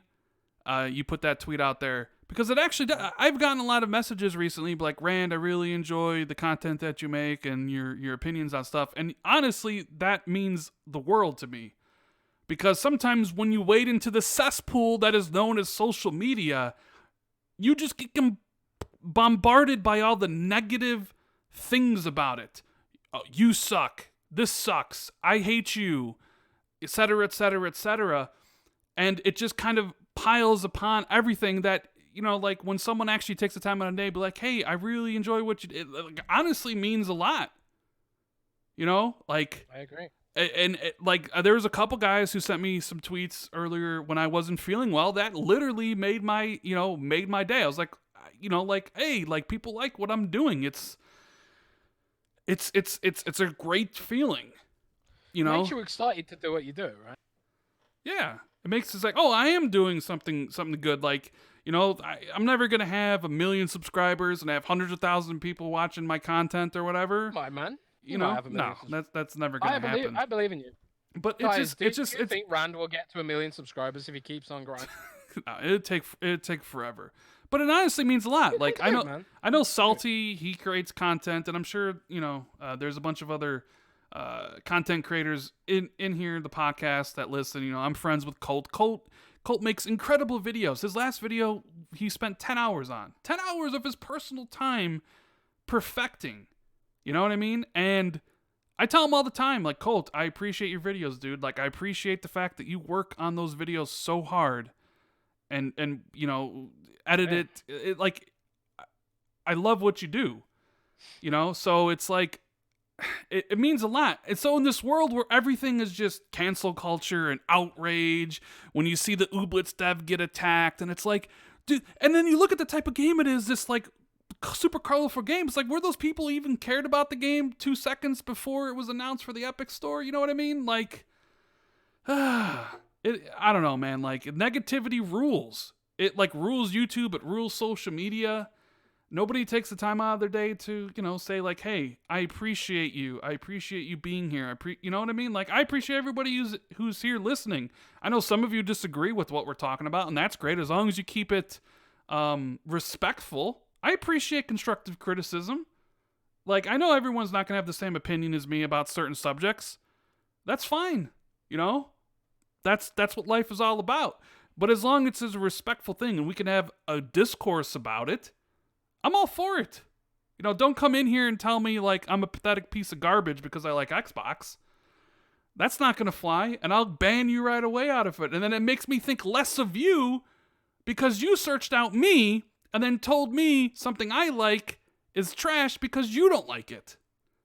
It's this weird thing because I've never done that. I've never searched out anybody else's opinions for something I didn't like. Like when everybody was saying that Red Dead Redemption 2 was trash, did I come out there and trash those people for having that opinion? Because I liked Red Dead? No, I don't care. There's people's opinions. I'm going to get another rant here. Like, my lord. Like, social media can do... That's why I don't even really use social media a lot. You guys notice I don't really tweet that often? It's because it can be cancerous. There's so many angry man-children out there that are just pathetic losers who would spend nothing more than just arguing about like the dumbest shit that they don't even care about. And it's like, it's not worth my time, dude. Like, I don't care about this. I don't get the guys who like spend all day tweeting about the platform. Like, I just don't have time for that. Yeah. Just play the games. Sit down. Be quiet. Anyway. Moving on. Anyway, I mean, we haven't done a podcast in 3 weeks. I'm allowed to rant a little bit. You know what I mean? All right. Okay, yeah, that's fine. Gears 5, Jez. Gears 5. Let's talk about this. Custom console looks fantastic. Kind of a it does. It looks really good. It looks so good. They announced today it's going gold, and it's coming out early access. You know, Game Pass Ultimate on September 6th. They also announced today that they're going to have a special, their Gamescom, they're going to show off the Horde for the first time, but also there's going to be a special trailer showing a story trailer for Gears 5 that they're going to also debut. And someone DM'd me earlier today and said, Rand, I think all the bitching about them not showing the campaign made them change their minds. And I was thinking about that, and I was like, you know what? Maybe that's possible. Right? Because they said they weren't going to do anything with the campaign until right before launch. So maybe people being vocal about the lack of the Gears campaign really changed Microsoft's approach. Maybe it didn't. I genuinely think they changed their mind. You generally think so? They were pretty adamant to me at E3 that they were like, we showed the campaign last year, guys. We showed the campaign last year. Like, I don't think they would have said that if they knew they were going to show it off at Gamescom. So I think like they probably did take that to heart a bit, and rightfully so. I think like people want to see the campaign. You know? I don't know. Yeah, I mean, so Gears is coming in hot, right? Like, I mean, not hot in the sense that like, oh, it needs patches, but like, finally, here's what people want: story trailer. Like, hopefully, it's really well done. I don't want everything to be spoiled, but I think they can put together a really good trailer. You're gonna have Horde stuff. I want to see gameplay. I want to see. Well, yeah, I want to see gameplay as well. And shout out to Fantactical Gamer for the super chat. Says great podcast, guys. Definitely one of the best on YouTube. Me and Jez really appreciate that. But it'll be nice to like it's like all this like great news, like the custom console, because there was people out there swearing Microsoft didn't care about console sales anymore, and we're never gonna make another console at all ever again. Um, Although it's like, of course they're gonna make one for Gears. Now, in my opinion, I think it's too expensive. It's $500. Hold on, let me backtrack. Let me reverse. Right, the console looks amazing. I think it's the best custom console this generation, and that's coming from one that you can actually go out and purchase. I know Microsoft does kind of one-offs that they give away for charity, and same thing with Sony. I think it's the best custom console that any of the big three have made, right? Yep. However, when I had an Xbox guy hit me up, and I was telling him how much I liked it, and he was like, "Are you getting it?" And I'm like, "No, I'm not getting it." And he's like, "Well, how come?" I'm like, "Well, first off, I'm getting the Elite Series 2 controller when that comes out, and that's $200. I'm like, next year, Scarlet. I expect Scarlet to be $500. So I am gonna save my money and get Scarlet. I have an X right now. Granted, it's Scorpio. Granted, there are people who are having issues with their Scorpio editions. Mine, yeah, I always see people online saying, "Oh, my Scorpio edition crapped out." When I play PUBG, it only happens in PUBG. When I play PUBG, and there's someone smokes a smoke grenade, and I actually go into the smoke, my console immediately turns off. And when I turn it back on, really? Yeah, when I turn it back on, it's like, "Oh, your system shut down because it was too hot." Oh and my god! It only ever happens in PUBG, and only when there's a smoke grenade. It literally shuts down my console. But it doesn't do it for any other games, right?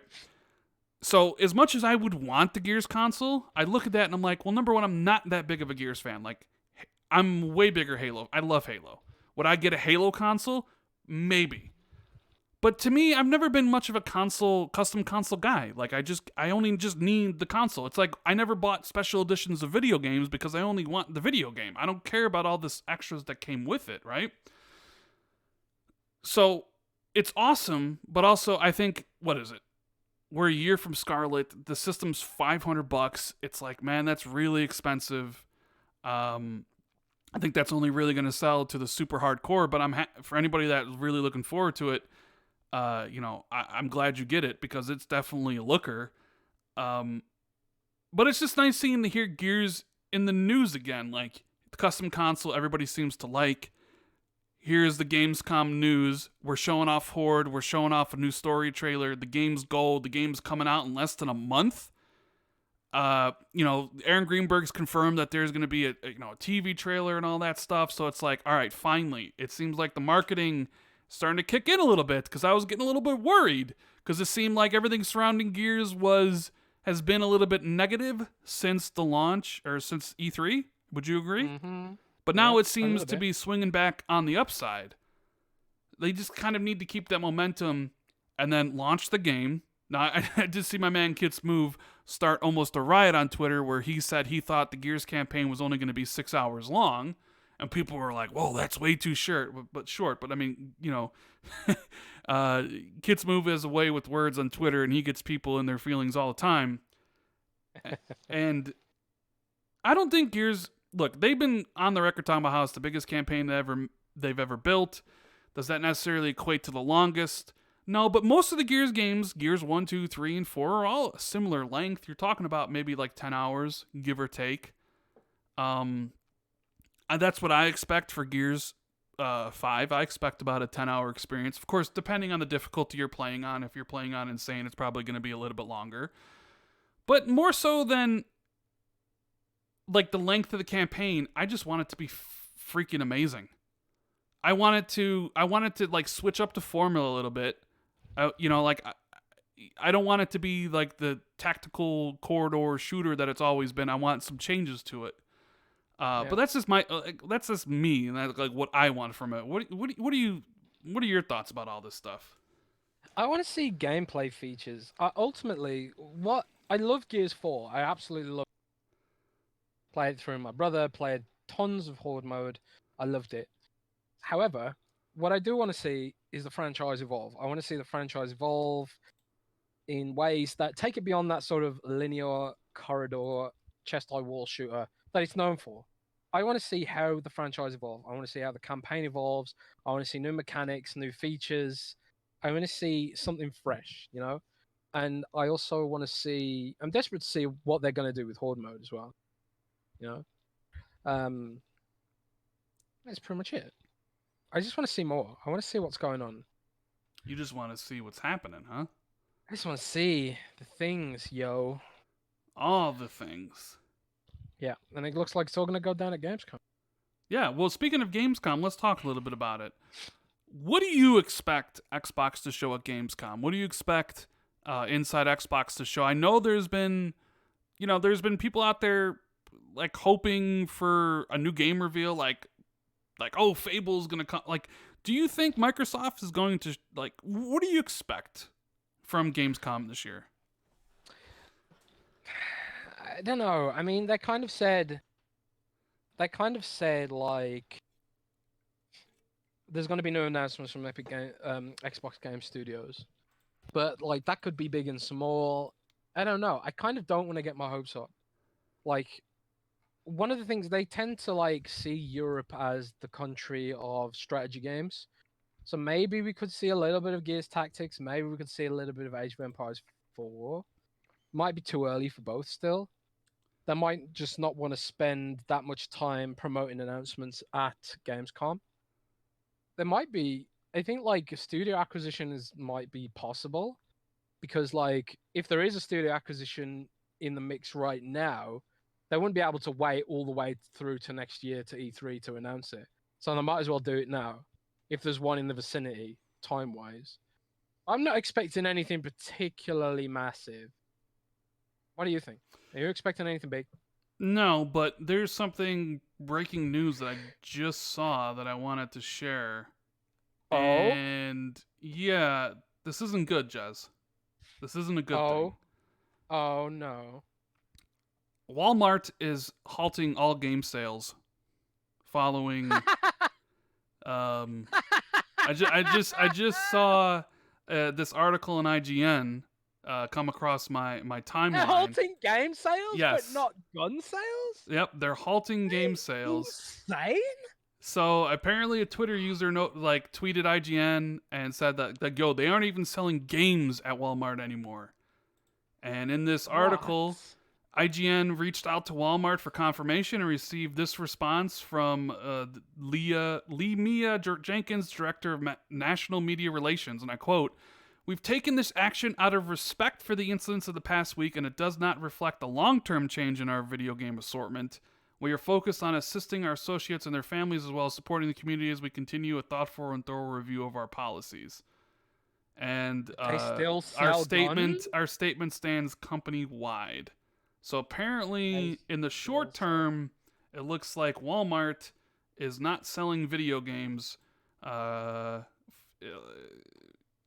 yeah, like I had to say that because it's like, what in you asked what world we live in, Jez? We live in that world now. What is this complete insanity? Yeah, I don't get it. But they still sell guns, but not. Well, it's Walmart. Yeah. So that just happened, apparently, on Twitter. And IGN just broke the news. Like, oh, dude, like, really? Like, oh, man. Man, oh, man, oh, man. As much as I hate Amazon, the fact that Amazon can kill that is a joke. Yeah. I mean, like, look, I understand some games are mature rated. Like, there's a rating system, right? And I am kind of like, yeah, you know, you maybe shouldn't demo those games for minors, you know, but a game like FIFA, a game like Madden, you know, but then it's like, oh, well, there's gambling in those or whatever. This is so incredibly weird. I never thought we'd be at this point where they would do this, but I just had to mention it. Like, yeah, we're in the worst timeline. You know, that's a joke, man. So, whew, yeah. So this, I hope they get shut down. What a joke. Yeah, I mean, I think they're just gonna do it in the short term to make it seem like they're, you know, they care. Like, oh, we care about what's recently gone on. I don't, you know, they say it's not long term Because if it was a long-term thing, that would probably greatly affect PlayStation, Xbox, and Nintendo. Or at least move more people into a digital thing, because it's like Walmart's a huge retailer. You know? They may not be as big as Amazon or GameStop when it comes to video game stuff, but I mean, that's a big it's a big store. But transitioning back to Gamescom, I don't really expect much. I don't think there's gonna be any like big game announcement. I know like a couple people hit me up and it was like, Rand, do you expect Fable to be at Gamescom? Can we expect that? And I'm like, no. Number one, if Microsoft didn't debut Fable at E3, what makes you think they're going to debut Fable at Gamescom? If it exists. Because there's people out there who swear it doesn't exist, like Salty, and other people saying that it does. But either way, let's just say Playground's second game, their open world RPG, right? Like, if they're not going to show that off at E3, they're not going to show it off at Gamescom. So, no. And, like, what games they will show off? Probably Minecraft Dungeons, probably the Gears 5 Horde, the story trailer, maybe some Age of Empires stuff, maybe some more stuff with Bleeding Edge, things like that, right? Probably Game Pass announcements. I'm sure you'll probably get a up close and personal look at the Gears 5 console, Major Nelson with the white gloves and all that stuff. So, that's kind of what that's kind of my thinking about what is going on with Gamescom. But, you know what, Jez? There's also this other little bit of news that had PlayStation fans freaking out a little bit. And that was Death Stranding might be coming to PC. I thought that was always a given. Because yes, it always was a given. It always was coming to PC. Yes. They've never explicitly said this is exclusive, fully exclusive. They've never said that. If it was fully, permanently exclusive, they'd be screaming that from the rooftops, right? Surely. I mean, they've said it's console exclusive in the the Q&A that they had after they signed Kojima, but they've never said it's exclusive. Well, no, they said it was coming to PC. It just would come to PlayStation 4 first. That it would come to PC at some time. But the reason this is even like newsworthy is because they removed Death Stranding from like the Sony official website's exclusive list, right? It was there and then it was gone, which means they actively took it down. Right now, there are talks, and people have kind of hinted maybe that Kojima's at Gamescom. You'll probably have a new trailer, as he always does. But there are some people saying that they're going to announce Death Stranding for Google Stadia. I think yeah. Now the question is, would it be the same day as the PlayStation 4 version? Because why would you announce a Google Stadia version now if it's not also launching the same day as the PlayStation 4 version? So because Google's got loads of money and they want to spread it around a bit. See, it's like Mixer, right? The only way Google can make Stadia legitimate is to splash the cash, and it's whether they've got the stomach for it. And I think this kind of like, if Kojima basically says, yeah, we'll announce it for Stadia coming like 2020 or something, but you have to give us a ton of money. Google's not in a position to say no, I don't think. And they've got a lot of money and they've got a platform to grow. It makes sense to me that they would, pony up the dough, so to speak. Pony up the dough, huh? I like that.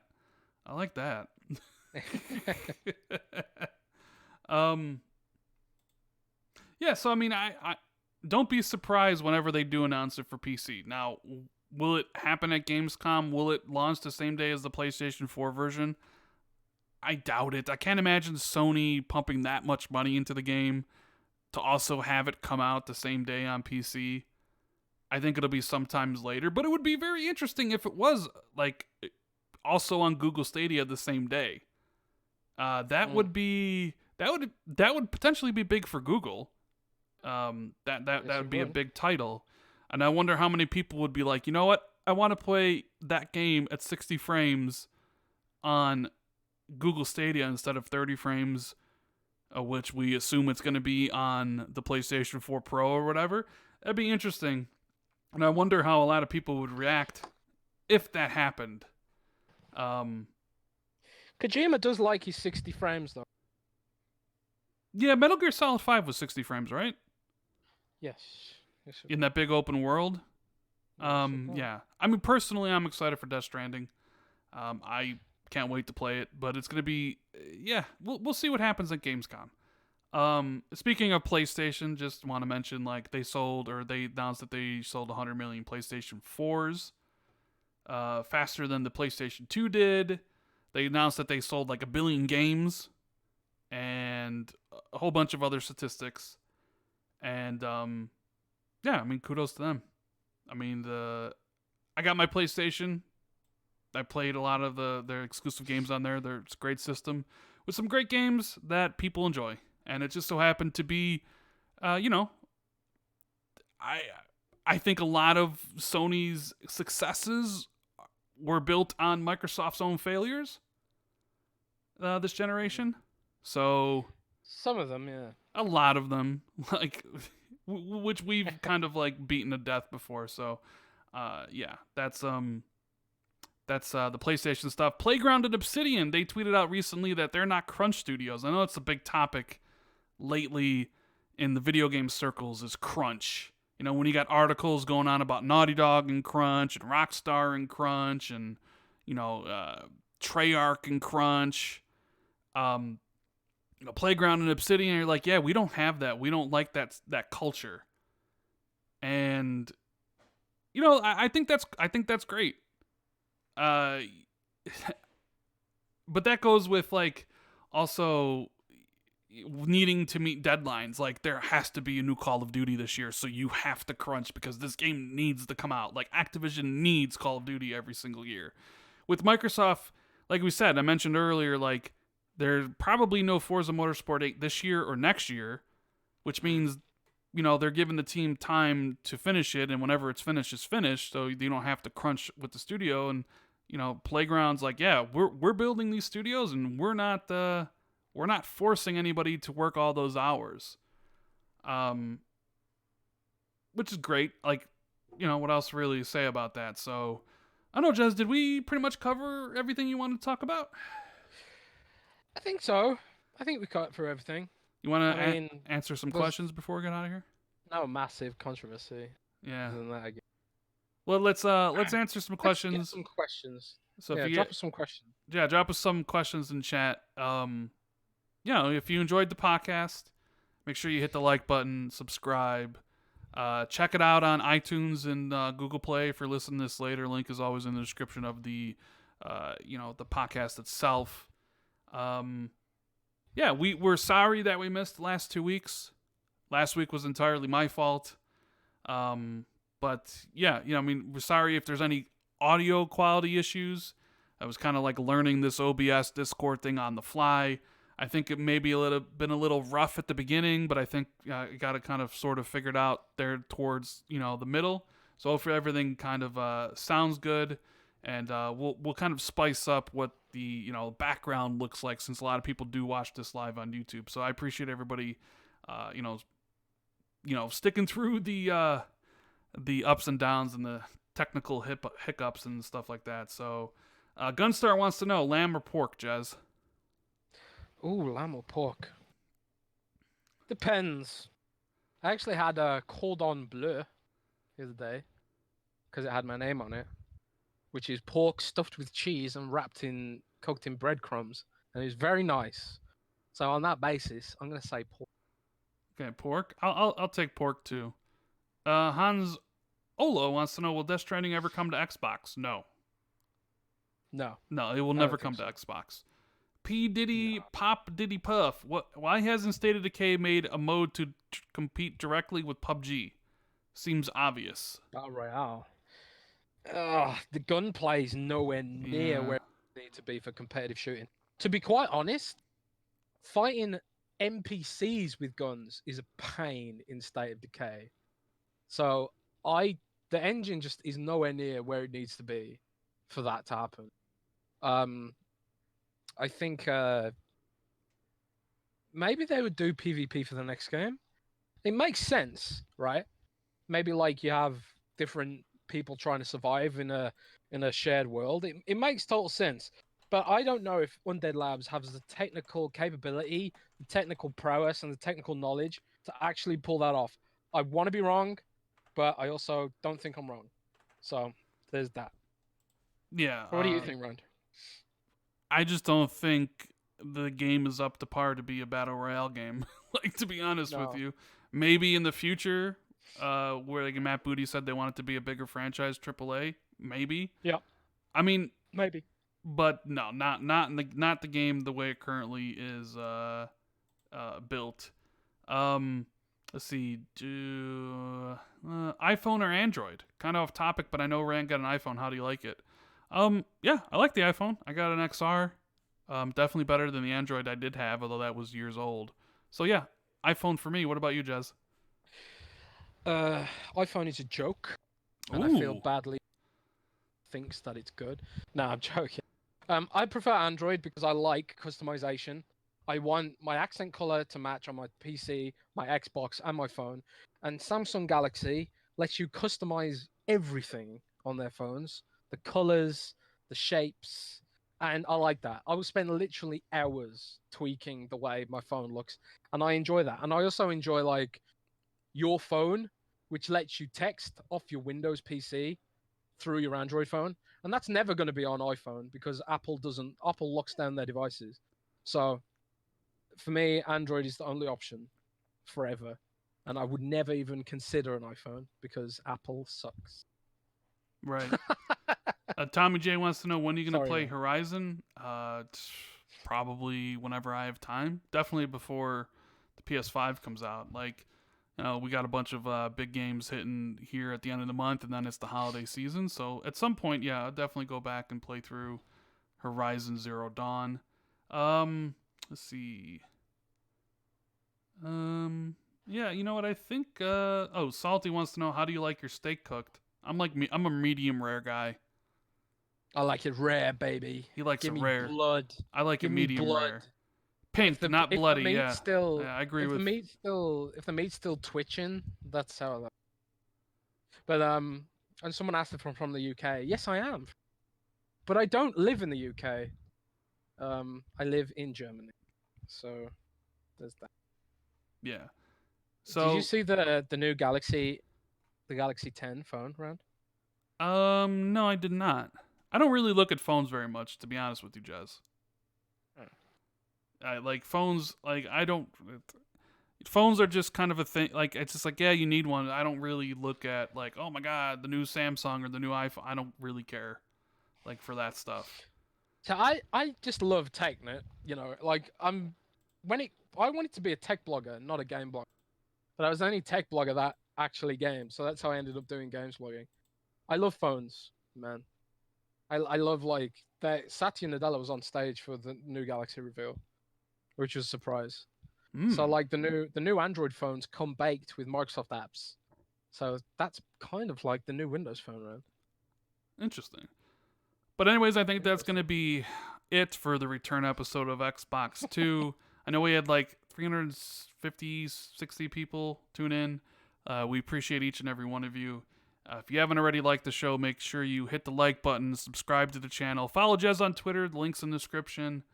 And we will be back next week with a new episode. Crossing fingers. Hopefully, Jez doesn't get sick or I don't get sick, and we can, hook up and do it either Thursday or Friday. But anyways, guys, we will see you next week, and let's see if I can actually stop this thing. Later. Later.